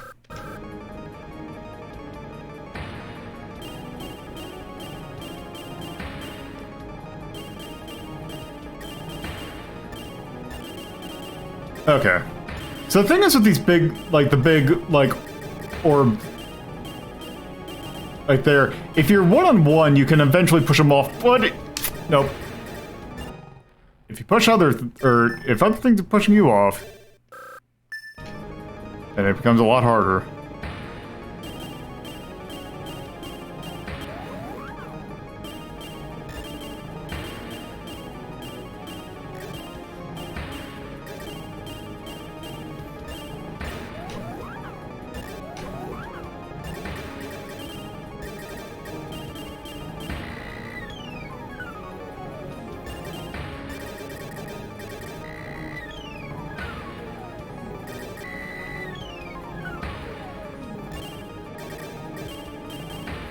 Come on, go in the hole, go in the hole. Oh, you're on the... Oh, it gets stuck. Oh, that was a weird noise that it was making. Also, it's nice that it only costs the things if you go... You know, I'm just gonna push this.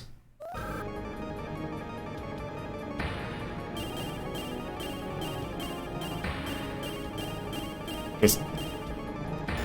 Yeah, and then I almost pushed myself off.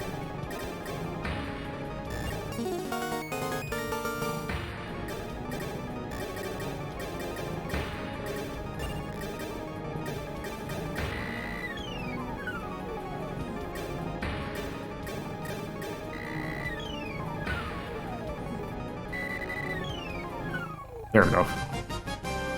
Oh.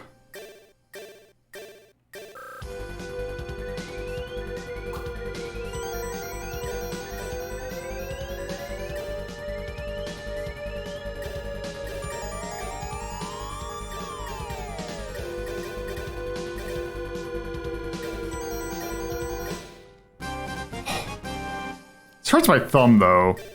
You really should be playing this with an arcade stick. Oh, what are these things? Oh, I see.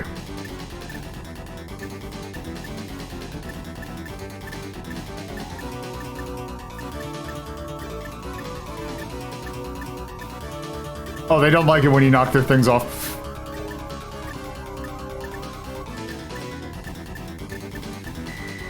Oh. Ah. I'm going to have to stop playing this in a little bit because it's actually hurting my thumb.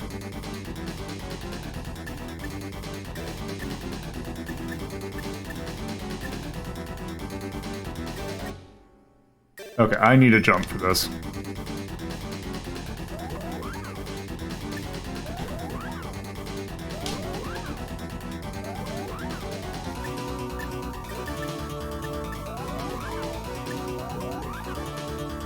Okay. Oh, I got it. There we go. Okay.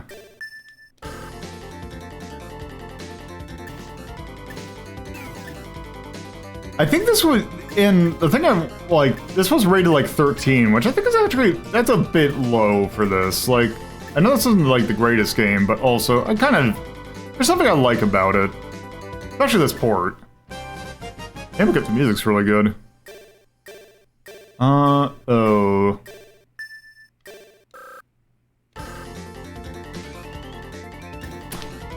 I see. Oh, and it not. Oh, because it knocked it off. Oh, that's. No, give me that. Oh. Let's see. What's the?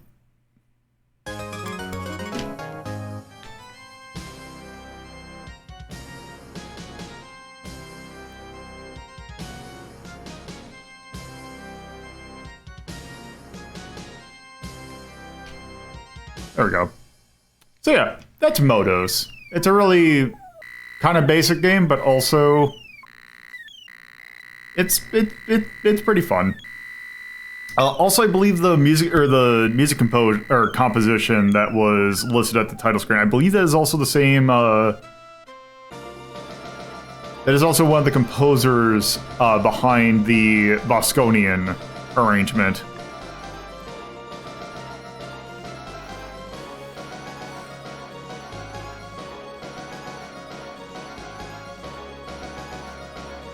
So yeah, it's a neat game. Or at least I think it's neat. So. Oh, well. Actually, I'm going to do that. There we go. Okay, so let's quick rank this. Let's see.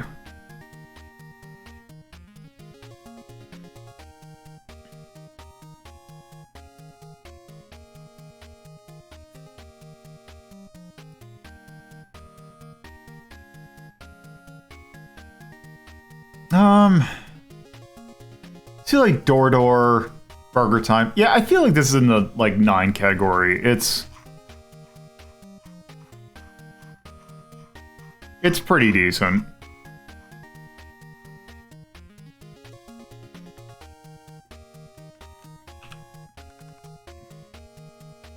Also, I'm going to give it a thumbs up for the music. But also, I'm going to do a nay, and I've not done this one before, but I just realized I probably need it. This hurts your thumb. This is a game that, if you're using the wrong controller, would be actually painful. So, I think that's good for Motos.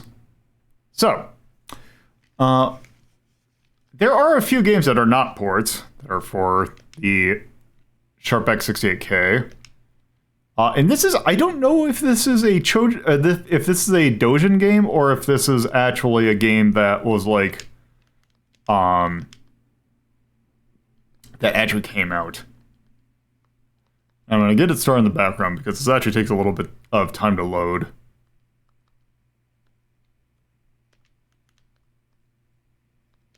Okay, so is this?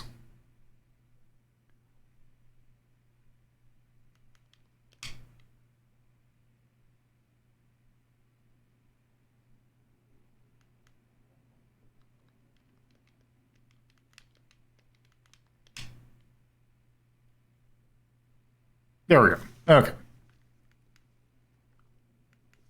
So, this is a game that, it's by a company called Fix that I've never heard of before.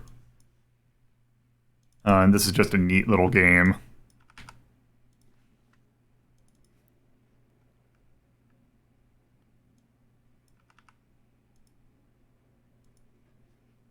So, this is Choujin. And it is currently loading.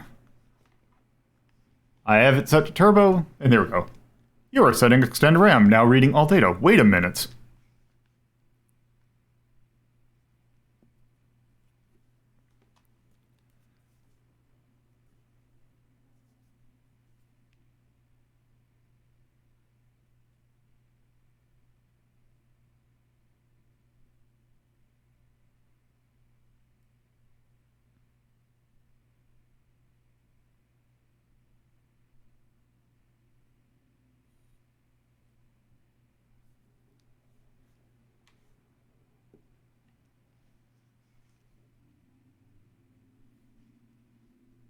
I actually can't remember how many minutes it needs. You can listen into the MIDI sound. Now MIDI's... There we go. There we go.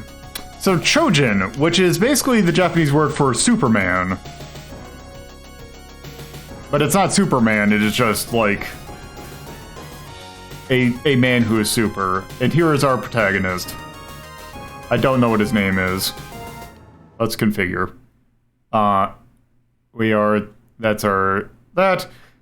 So by default, obviously does that. And there is a ton of different things. So we're going to do the MT32 mix because that's what we have. Number of player 5.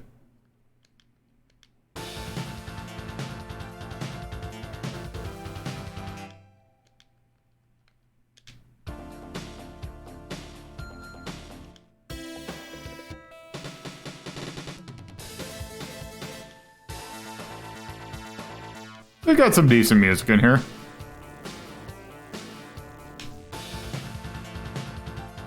Actually, what is the sound of... That's what it sounds like normally.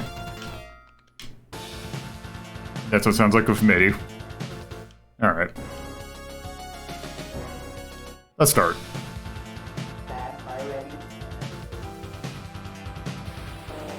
So we just set things on fire. Nice fight.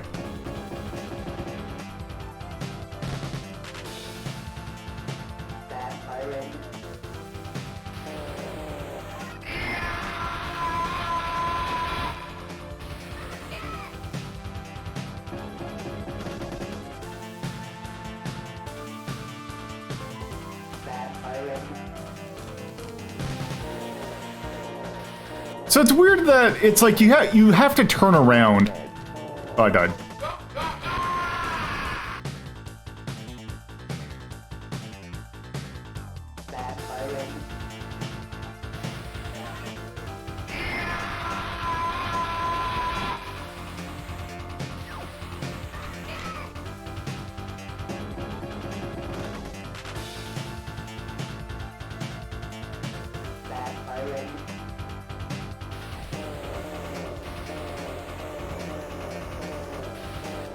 Also, it's nice because if just before the enemy shoots, they'll glow red.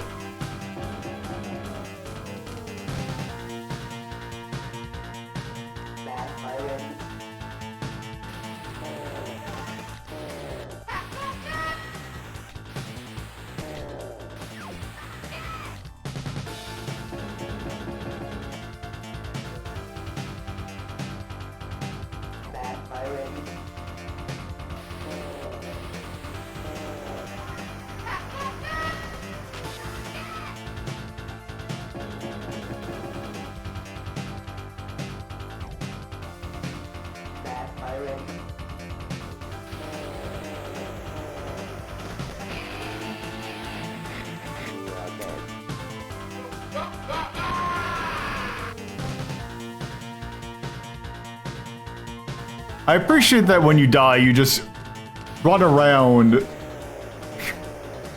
until your pack just explodes.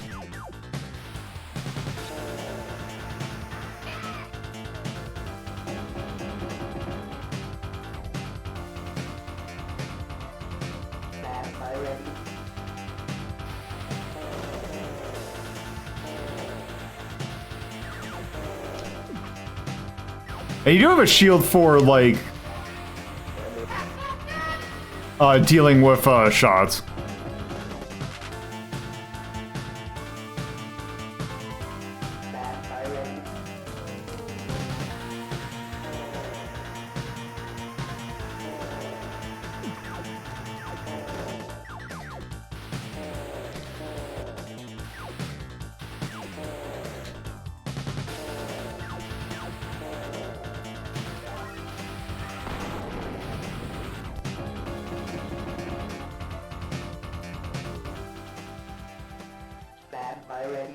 Also, for some reason, that's just the thing they decided, like, oh, sure, that's what we're gonna have on screen.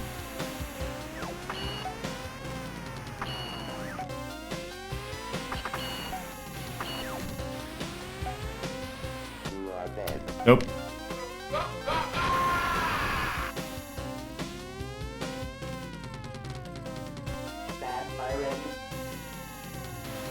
I did check, because this is a SharpX68K game, so I do have to worry about, is this going to be eventually porn at some point? And from what I saw of a long play, it's not.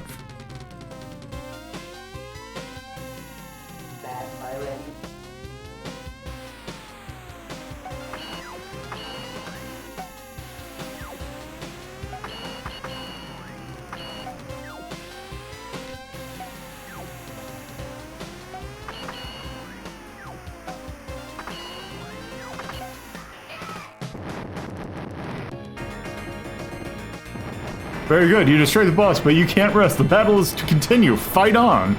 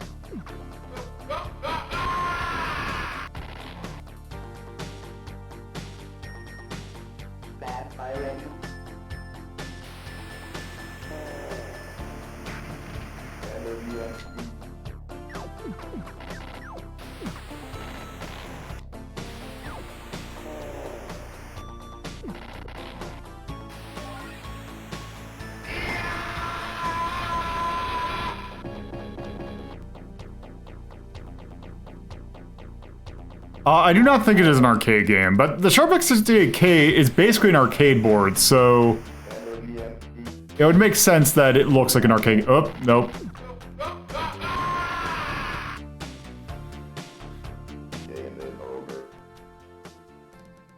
Let's see.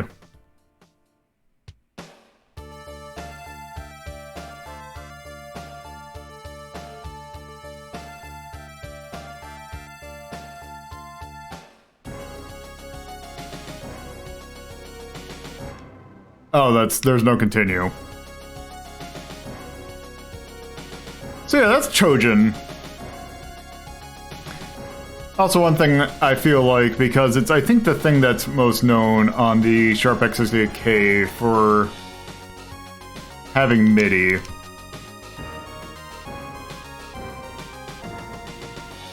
Because they have it in the port. The only thing is, though, is that the beta for... Because this core is technically still in beta. So... Let's just take a look at this real quick.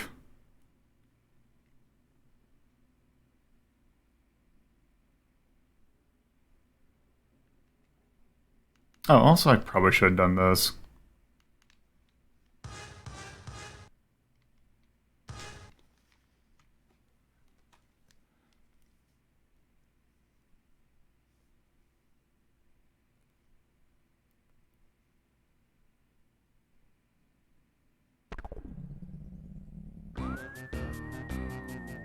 Yep.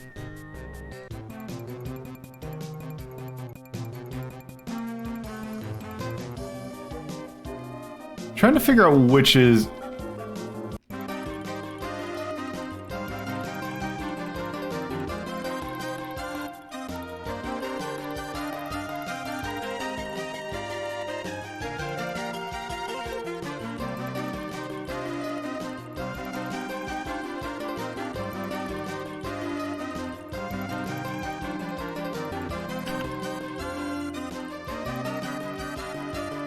You know, it's good. I'm just going to call it real quick.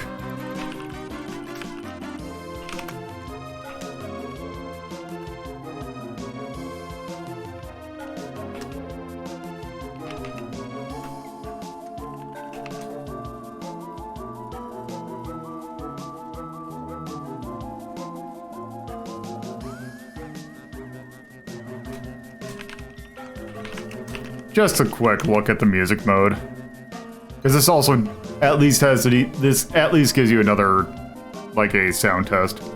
I do have it on turbo, right? Okay. This takes a long time to load up on if you have it on just... Oh, there we go.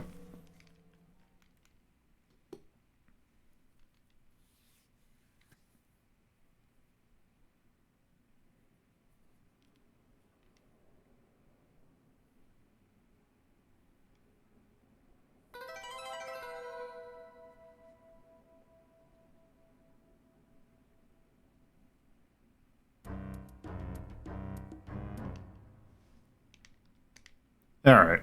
Yeah. I think for some reason...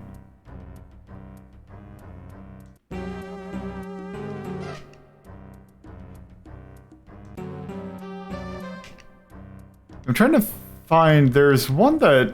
Trying to find the one that works with this. Yeah, for some reason it doesn't seem like it starts out right.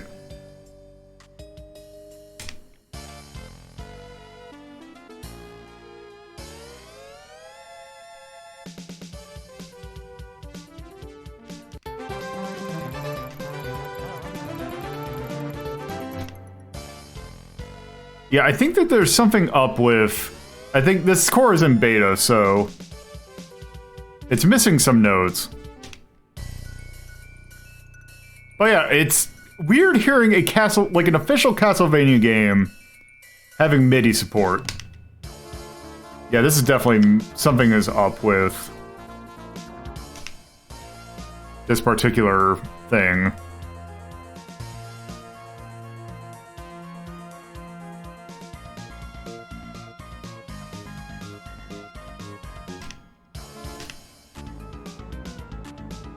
That sounds right.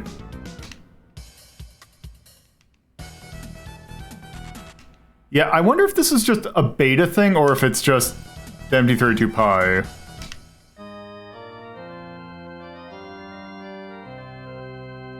Because, yeah. I know. Okay. There we go. Just wanted to at least show that off. While I was there. Okay. Okay. Also, I can turn that off because we're not going to need it for the next two things. Alright. So, actually, I'm just going to unplug it. So, Choujin's neat. I don't think it's that, like, it is just another neat kind of game. I'm kind of thinking on the same level as Robocco Wars. So 7 seems like a really good spot for it. Music was really good. I kind of like the charm of it. It's really goofy and very Dojin.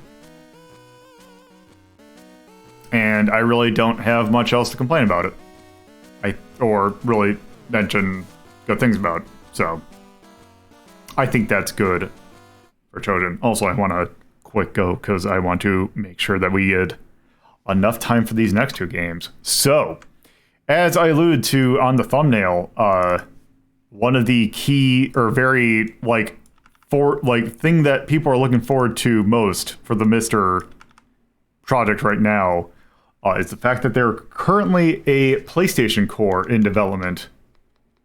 It is by no means finished. However, from the progress that's been being made, and the progress is being made at an incredibly rapid pace. I would not be surprised to see this core fully released within the first half of this year, but we'll see. Up to the point where loading up with the PlayStation core, it is listed as unstable. And last update was 2 days ago. So updates are being pushed pretty regularly. So let's load this up.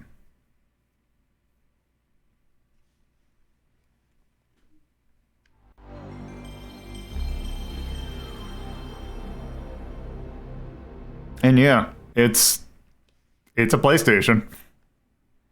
I do not like those bindings I gave. So right, left, down, up. Triangle, circle, cross, square, select, start, L1, R1, L2, R2.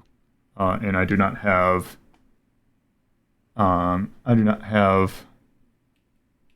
those two buttons, and don't have to worry about save states and that.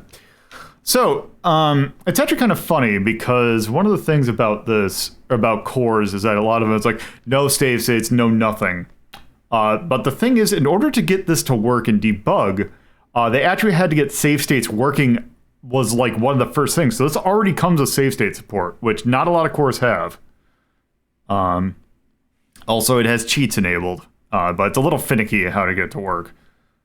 And also, it does support, I think, a good majority of stuff, like digital analog mouse, GunCon. I don't know how it supports NGCon, but it does support it, so we're going to need that. It has some debugging stuff because this is a beta after all. We're going to do V-integer because it just looks better. There is also widescreen mode supported, so that's there. I am also curious, for the memory card. Okay, it doesn't have anything, because I wonder if that's per game. Like a lot of emulators, because I'm pretty sure I should have some saves. Yeah, I don't know why they don't have, like, yeah, I don't know why. It's just, this one does. So, I got 2 games on the docket to test this out with. One of these is listed as it's definitely working. The other one, the first one that we're doing, is actually one that's not on the compatibility list. So, let's take a look at WarHawk, the Red Mercury missions.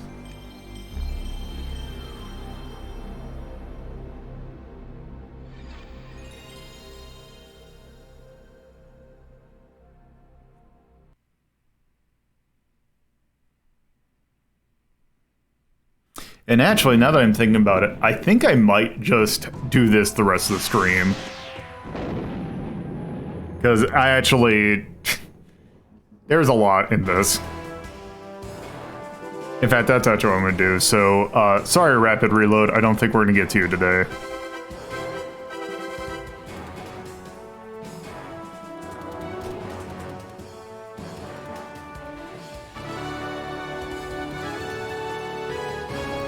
So yeah, this is by Single Track, who are the developers for the first 2 Twisted Metal games.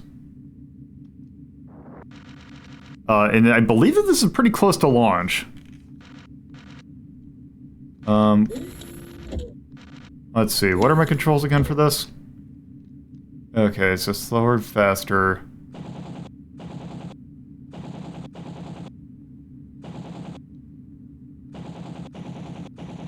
Okay. No custom. I don't know why what this drop camera does.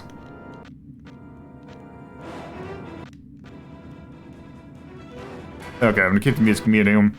Also, of course, because this is this era of PlayStation game, you have Veteran, Ace, and Granny difficulty. We're gonna play on Granny. Because Grannies can be cool. So yeah, here is our ship. It's the WarHawk. You have machine guns, and rockets, and swarm missiles, and lock-on missiles, and a plasma cannon. Flash bomb, doomsday bomb, and that's it. Oh, okay, there we go. What is strategic information? Okay. So yeah, it's just pickups. It does feel like a 3DO game. As we will see right now. Commander? This is Commander Jacek. The last strike against Creel was wiped out in less than an hour after they lost contact. I'm not losing my pilots because you can't cut through some interference. Those are my people down there, so find a way. Commander, intelligence can't find anything on this Creel guy. Creel's army can appear out of nowhere, set up installations, and vanish. No one knows how or why. I don't like mysteries, Corporal. They have a way of killing people.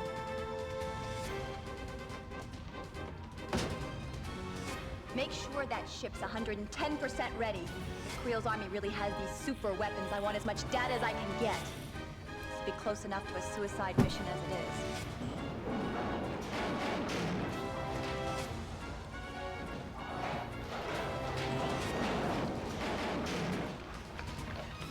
Hatch, Walker, you've read the mission briefs. Creel's army keeps popping up all over the place. The last time they showed up, Strike Force Alpha went after them. There wasn't enough of them left to fill a Boy Scout troop. Creel's forces didn't even flinch. The rest of Strike Force Omicron's already down there. Your mission's a little different. Creel's been using some kind of new fuel source. And I want you two to find it. Nothing like a little search and destroy, right, Hatch? Walker, you misread your briefing. I want you to go into the hot zone and bring that fuel source back. Lock it down and power it up. We have a priority 1 launch.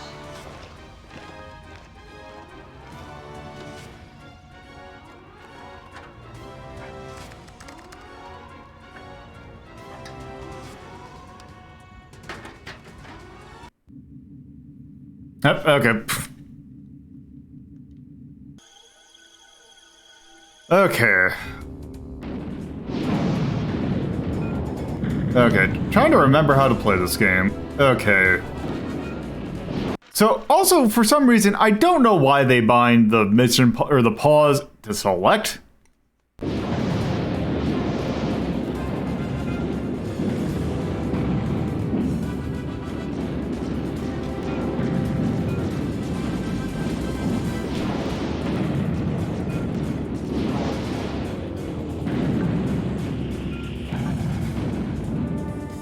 Alright.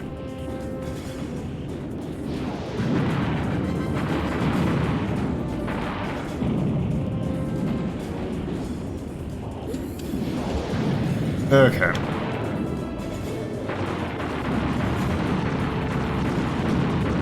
Also, these things, which are basically the fire missiles from Twisted Metal.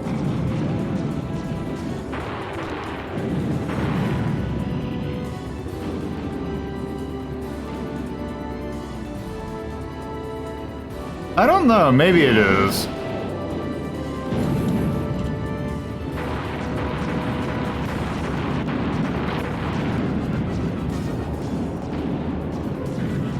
So yeah, in the upper left, that thing with the four sides of our ship in the middle, that is actually our shields and our hull. So we have, oh, actually, I probably should just slow down.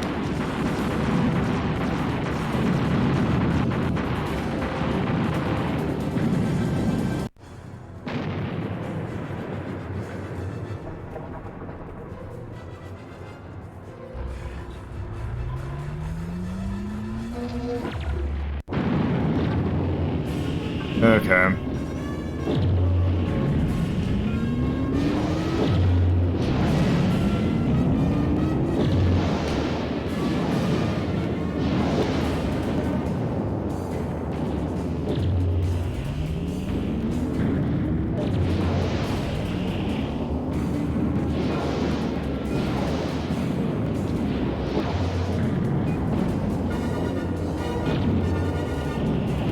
Okay.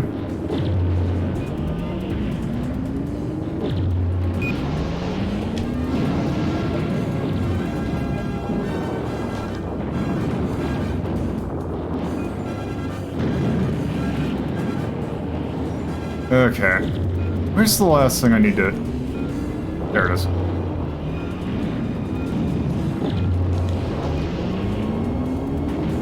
Okay, I think that's all the things on this side. Nope. Still has something protecting it. Aladdin, I think, was about an 8. Where's this? Oh, there it is.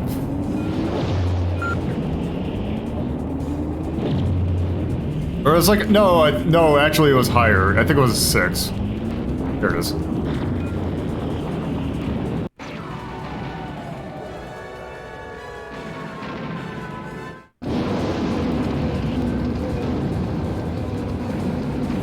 Yep, and then you just go there, and there we go.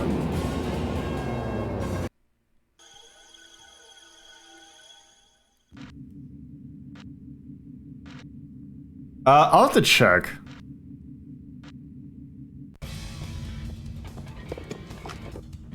Don't bother getting out. Your ship's rearmed and they're unloading the canister you brought back now. There's another site about 50 clicks south that's shrouded in that same interference you just left. Creel's forces? Wait a minute, you're sending us out there again? You got a better idea, Walker? It's a canyon zone. Your ship's the most maneuverable one we've got left. And that weird interference is blocking everything. I need a status report.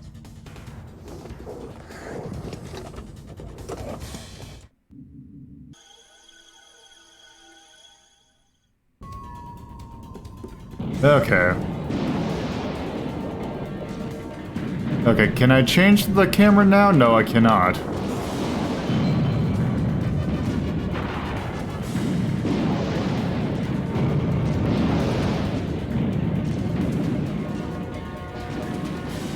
Oh, that's not right.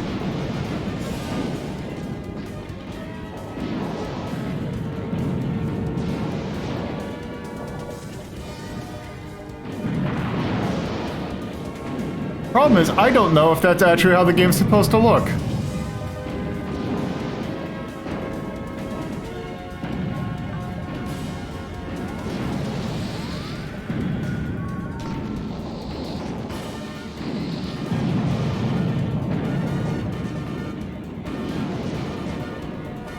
Oh, God.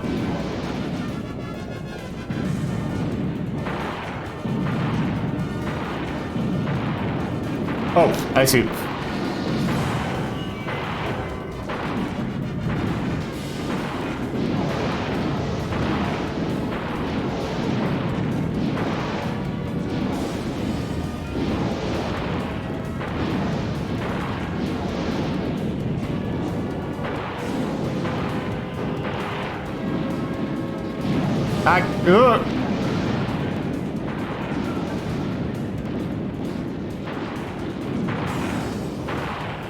Okay.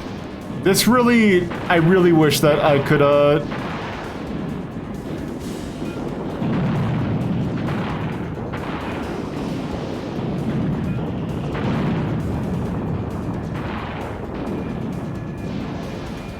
Okay.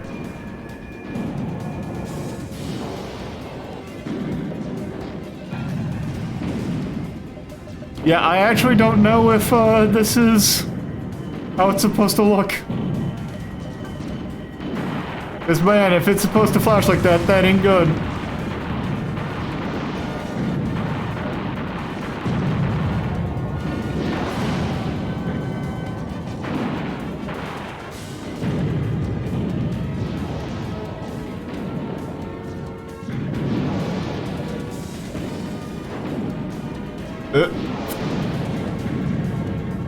It also doesn't help that this game doesn't control that great.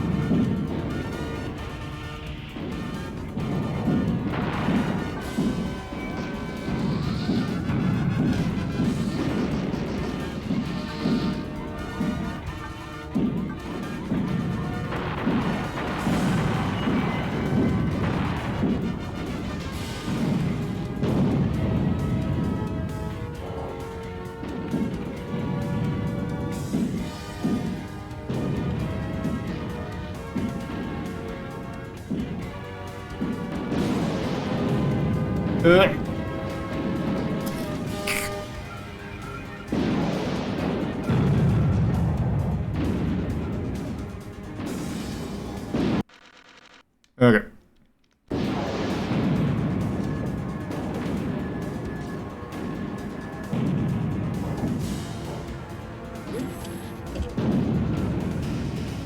I think the blue flashing is when it's when I hit the top of the thing.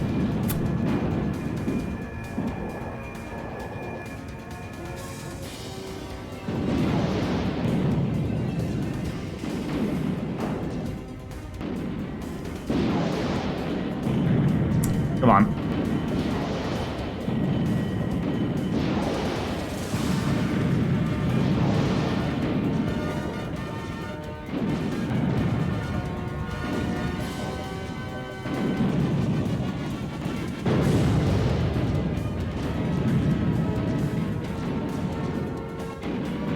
Yeah, I don't know if I'm just missing something, but it also doesn't seem to be like there's really any, like, indication of, like, where I'm supposed to go.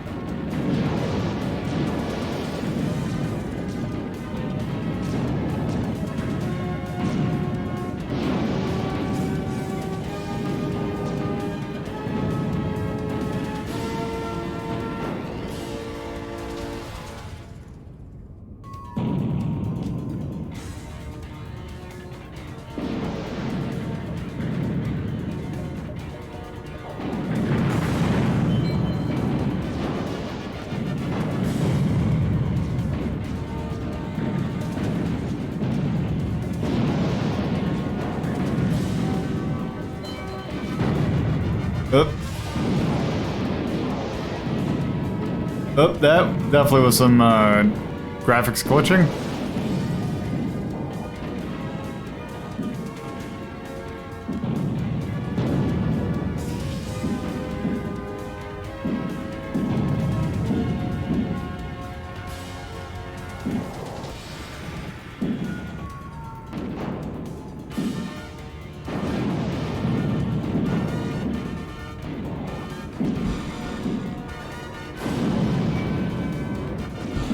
Okay, I'm kind of curious. What happens when you dive?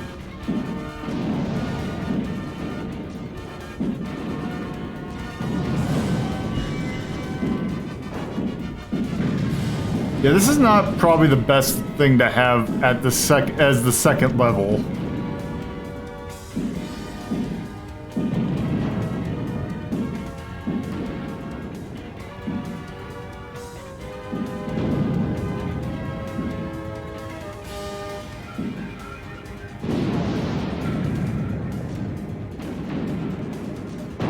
Yeah, you know what? I think I am just going to actually...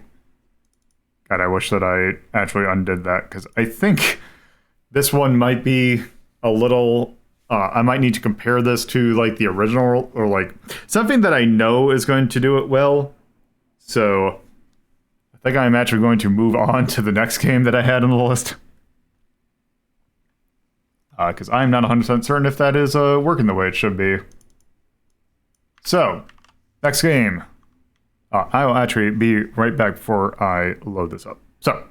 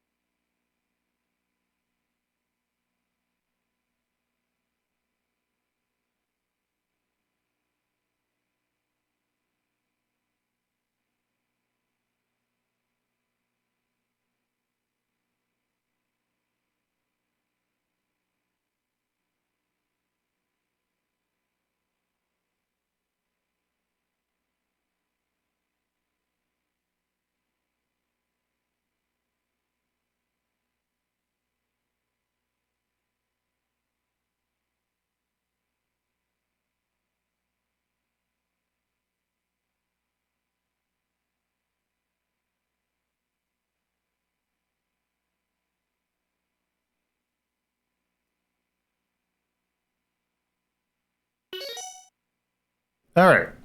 So, next game that I have up is one that I've always I've heard about it, but I've never actually, like, seen it that much. And this is a game that I've known it mostly by its Japanese name, which is Gunner's Heaven.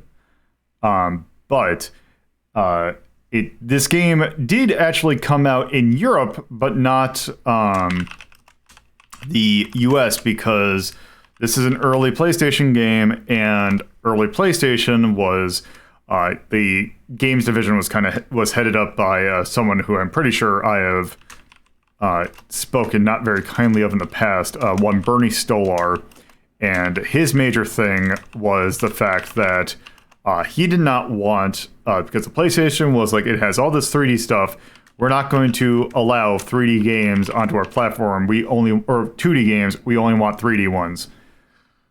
And this is a 2D game, so it did not come out over here. It did come out in Europe, though, where it came out under the name Rapid Reload.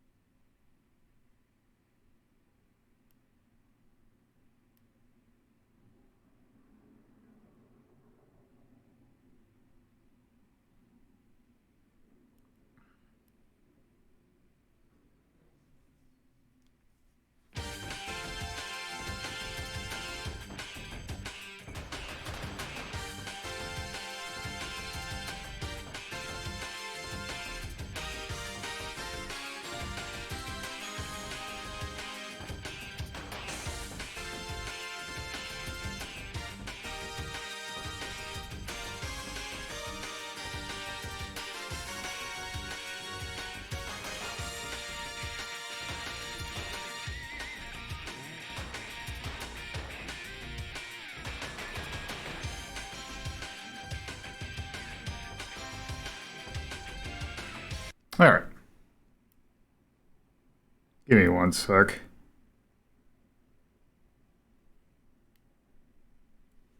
So, not a whole lot of key customization. This is weird because what this does is it changes to, it seems like it changes a couple of the songs, but not all of them. And it just kind of, it doesn't change them a whole lot. So I don't know why that option's even there. But I'm trying to look up, because the character designs look very familiar. Yeah, so it's by MediaVision, who are also responsible for the Wild Arms series of games. Why do you look familiar? Let's see. They seem to work at Nintendo now. At least I think they do. Oh, here we go. Yep, they did a lot of Wild Arms. So, yeah. Anyway.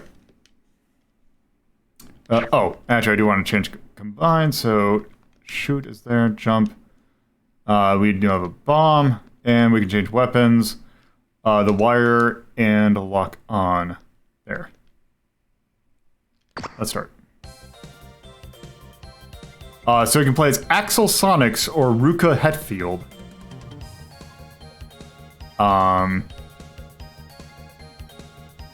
I kind of like the look of Ruka.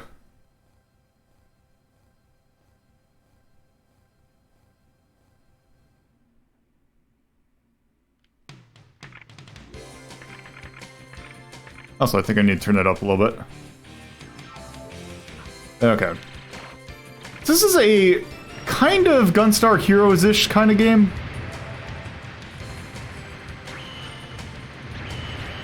Or it seems to be of the running gun type. It seems to be more on the Gunstar Heroes type.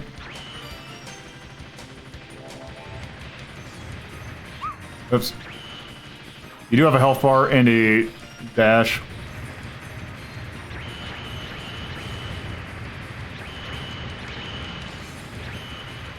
And yeah, so you have this power thing that as long as the power has a charge, it's not per weapon type. It's just as long as you have power, you will have like this upgraded shot.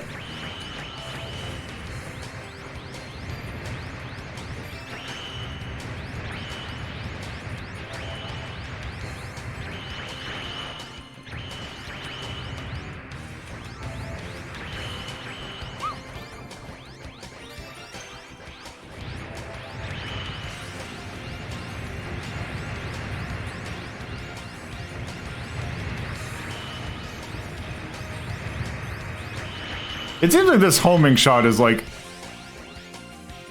way too good for...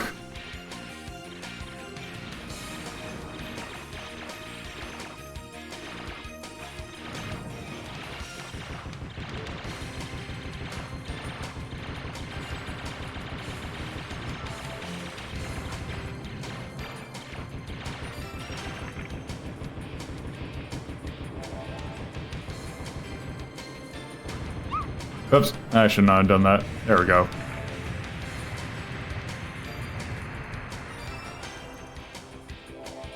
Area boss crushed.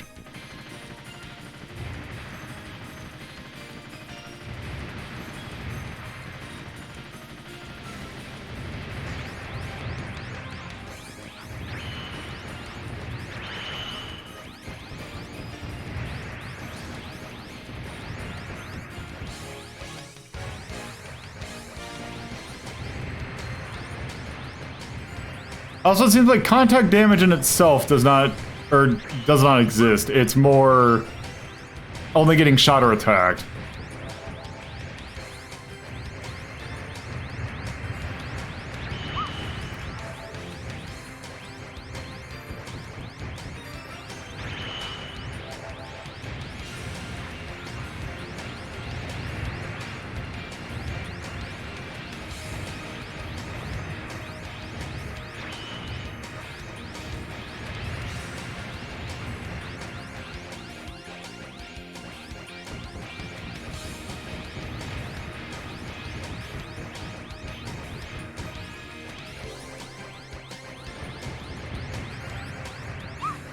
Up, shoot, left up. Too early.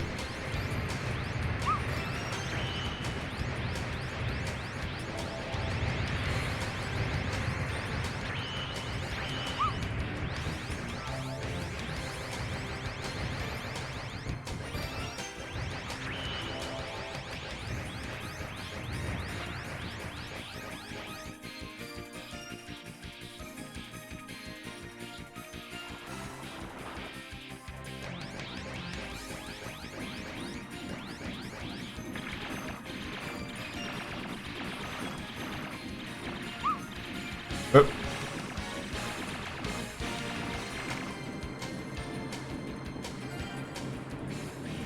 Oops.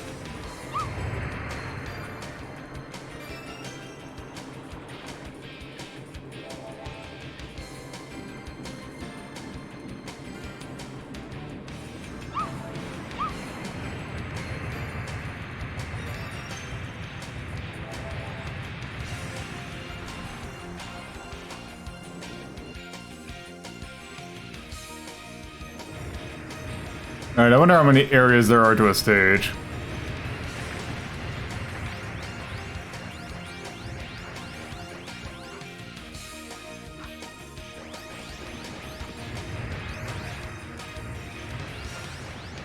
Oh yeah, so the wire is basically like a grappling hook.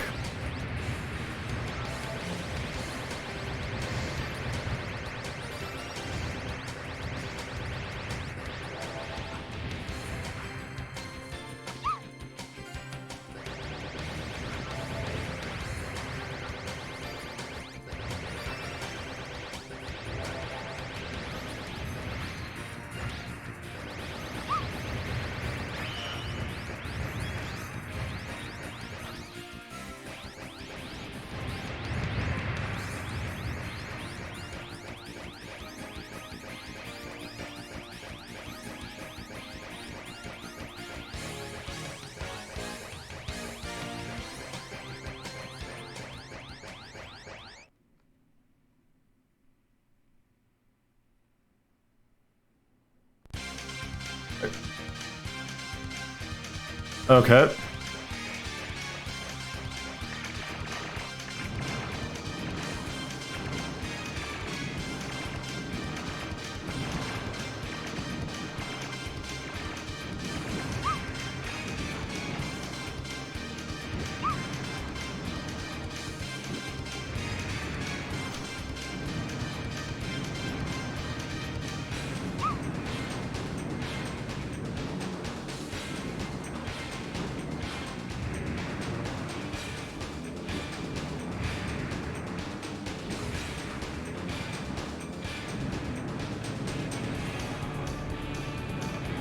It's like discount 7-4s.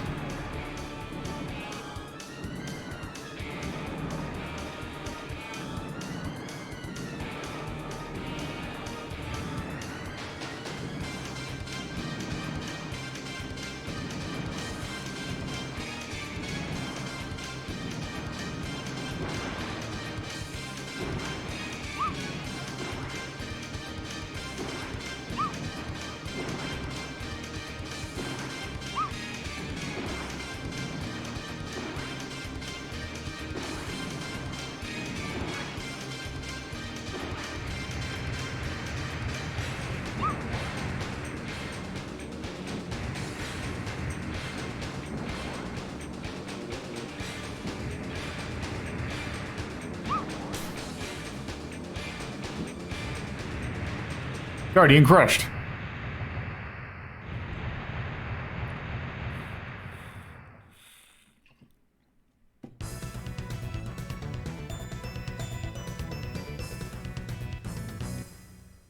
Yep.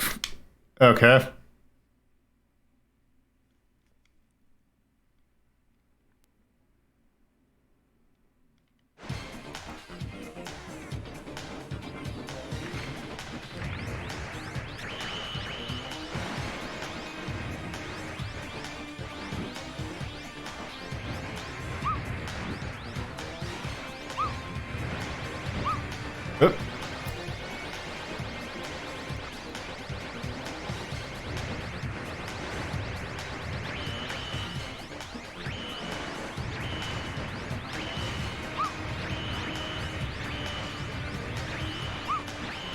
Okay, the slide does not give iframes.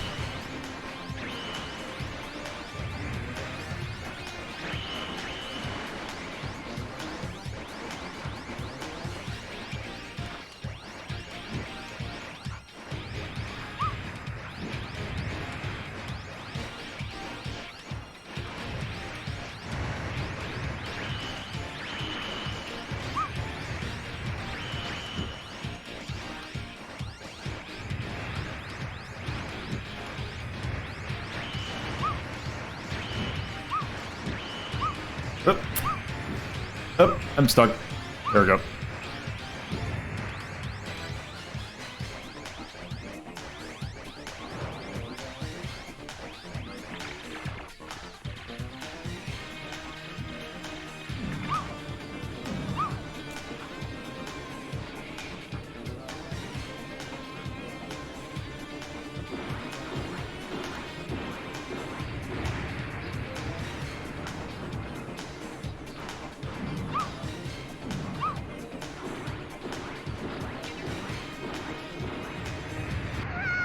Up.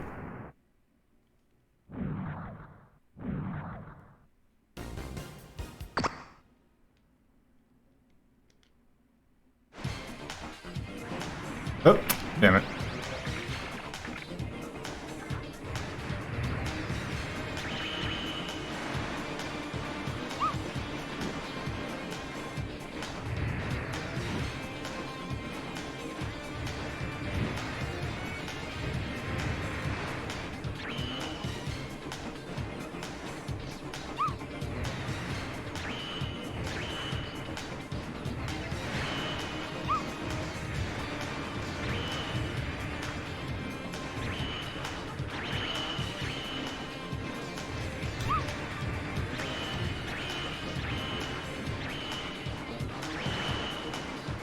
Also, I'm not 100% certain if this has a two-player mode or not. It seems like the UI kind of looks like it does, but I don't think it does.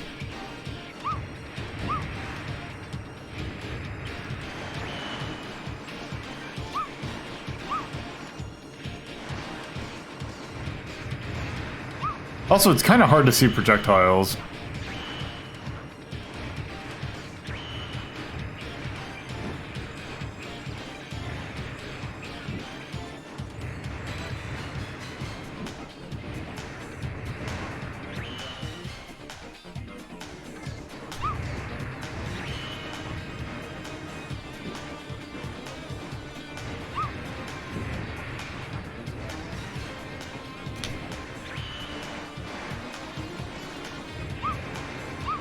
Oh.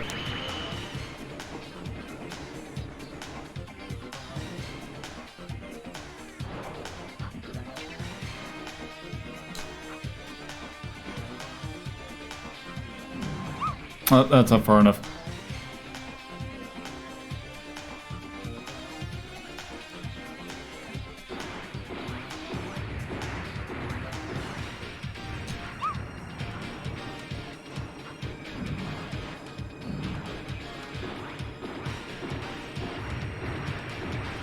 Oh.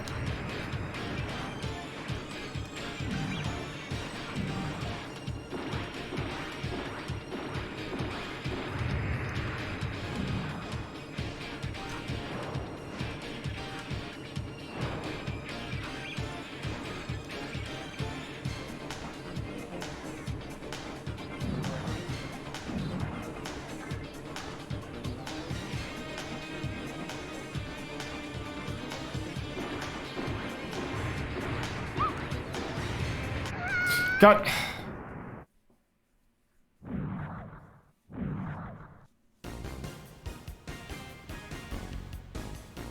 Let's see, what is the... Oh.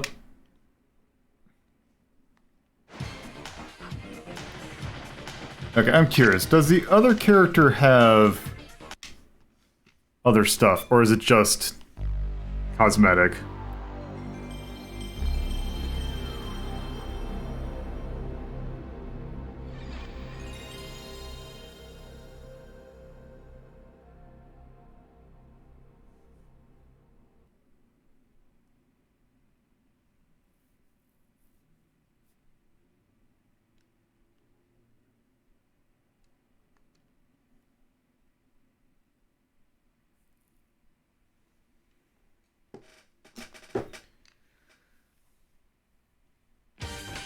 Alright.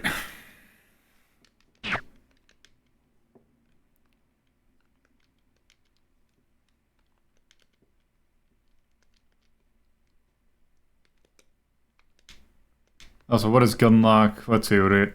Let's try gunlock B. Alright, Axel Sonics.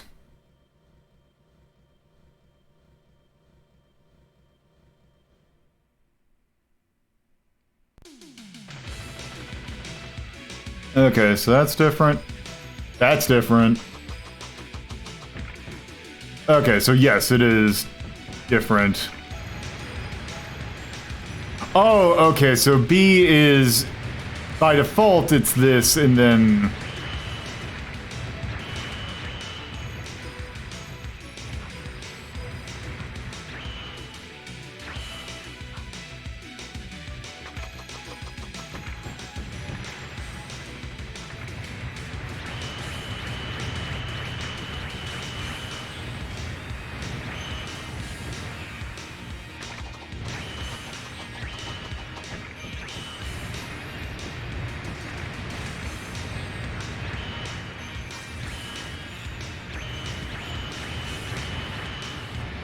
This just seemed excessive.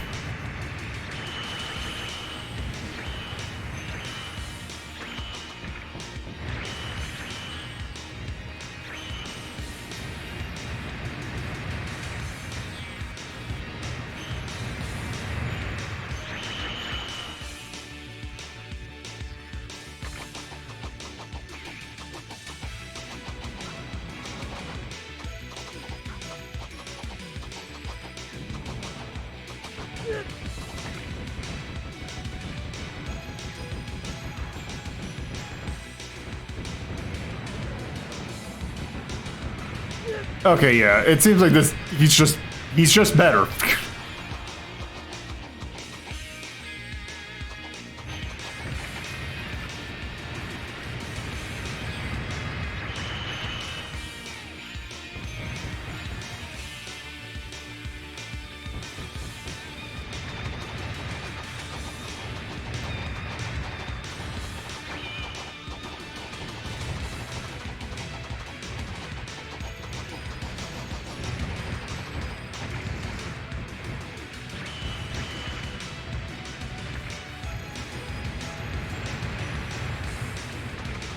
Yeah, so the homing is not great against really anything that takes more than one hit, but against anything that takes just one hit,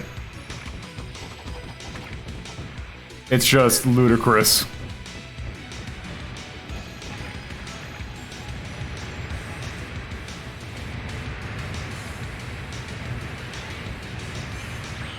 Or I can just get the boost and it just destroys everything.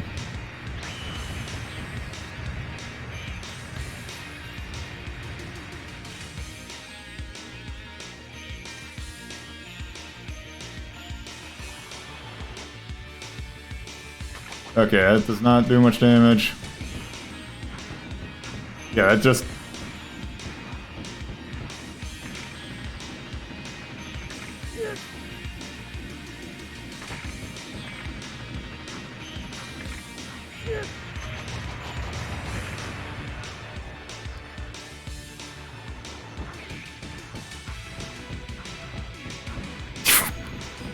Yeah.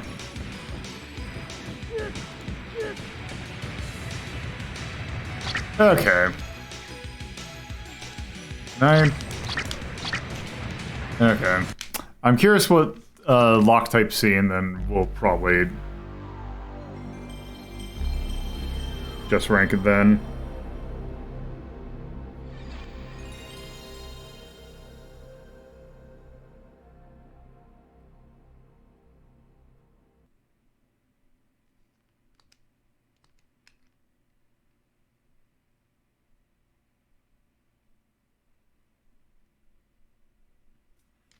Okay.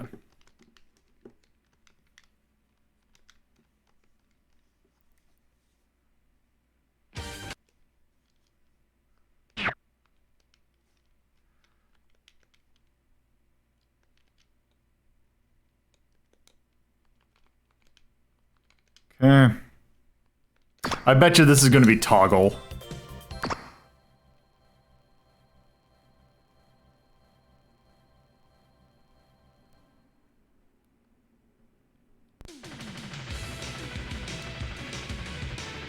Yep, it is toggle.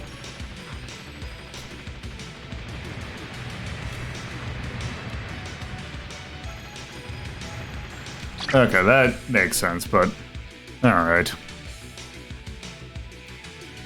Let's reboot, and let's put this on the board.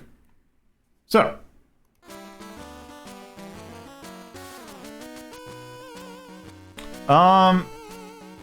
It's an alright game.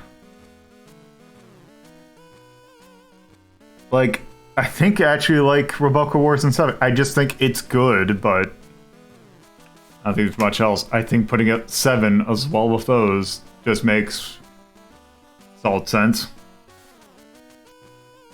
Everything else about it just seemed kinda like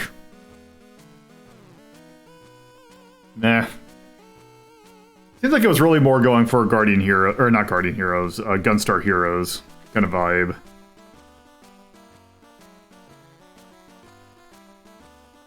So, anyway, I really can't think of much else to say for it. Also, it's just very weird that I don't actually know if there was a 2-player mode. Which seems weird for a kind of thing. So, yeah. I'm gonna just leave it blank like that. So, there we tried out some things for the MiSTer. I got to hurt my thumb on multiple different devices. So, anyway, I think that is good for today. So, let's end this one out. So, thank you for watching. Personal Twitter's loaded Puzzlo. There's a Discord where you can chat in the community, take part in polls, and I occasionally put on stuff for Media Delta. There's also Patreon, $2 and $5 tiers, helps with hosting custom various other things. If you're watching this on a VOD, you can watch these live Fridays at 7:30 p.m. Eastern Time, Saturdays at 2:30 p.m. Eastern Time, and Sundays at 1 p.m. Eastern Time. If you want to watch VODs, best place to do it is at the YouTube channel, which you can find by going to youtube.ldp.life. Uploads are Monday, Wednesday, Fridays. This one will go up on Friday. And there's also 2 shows on the YouTube that are not on Twitch, which are Media Delta and Hazeltown Story. Those are uploaded Thursdays at 8 a.m. Eastern.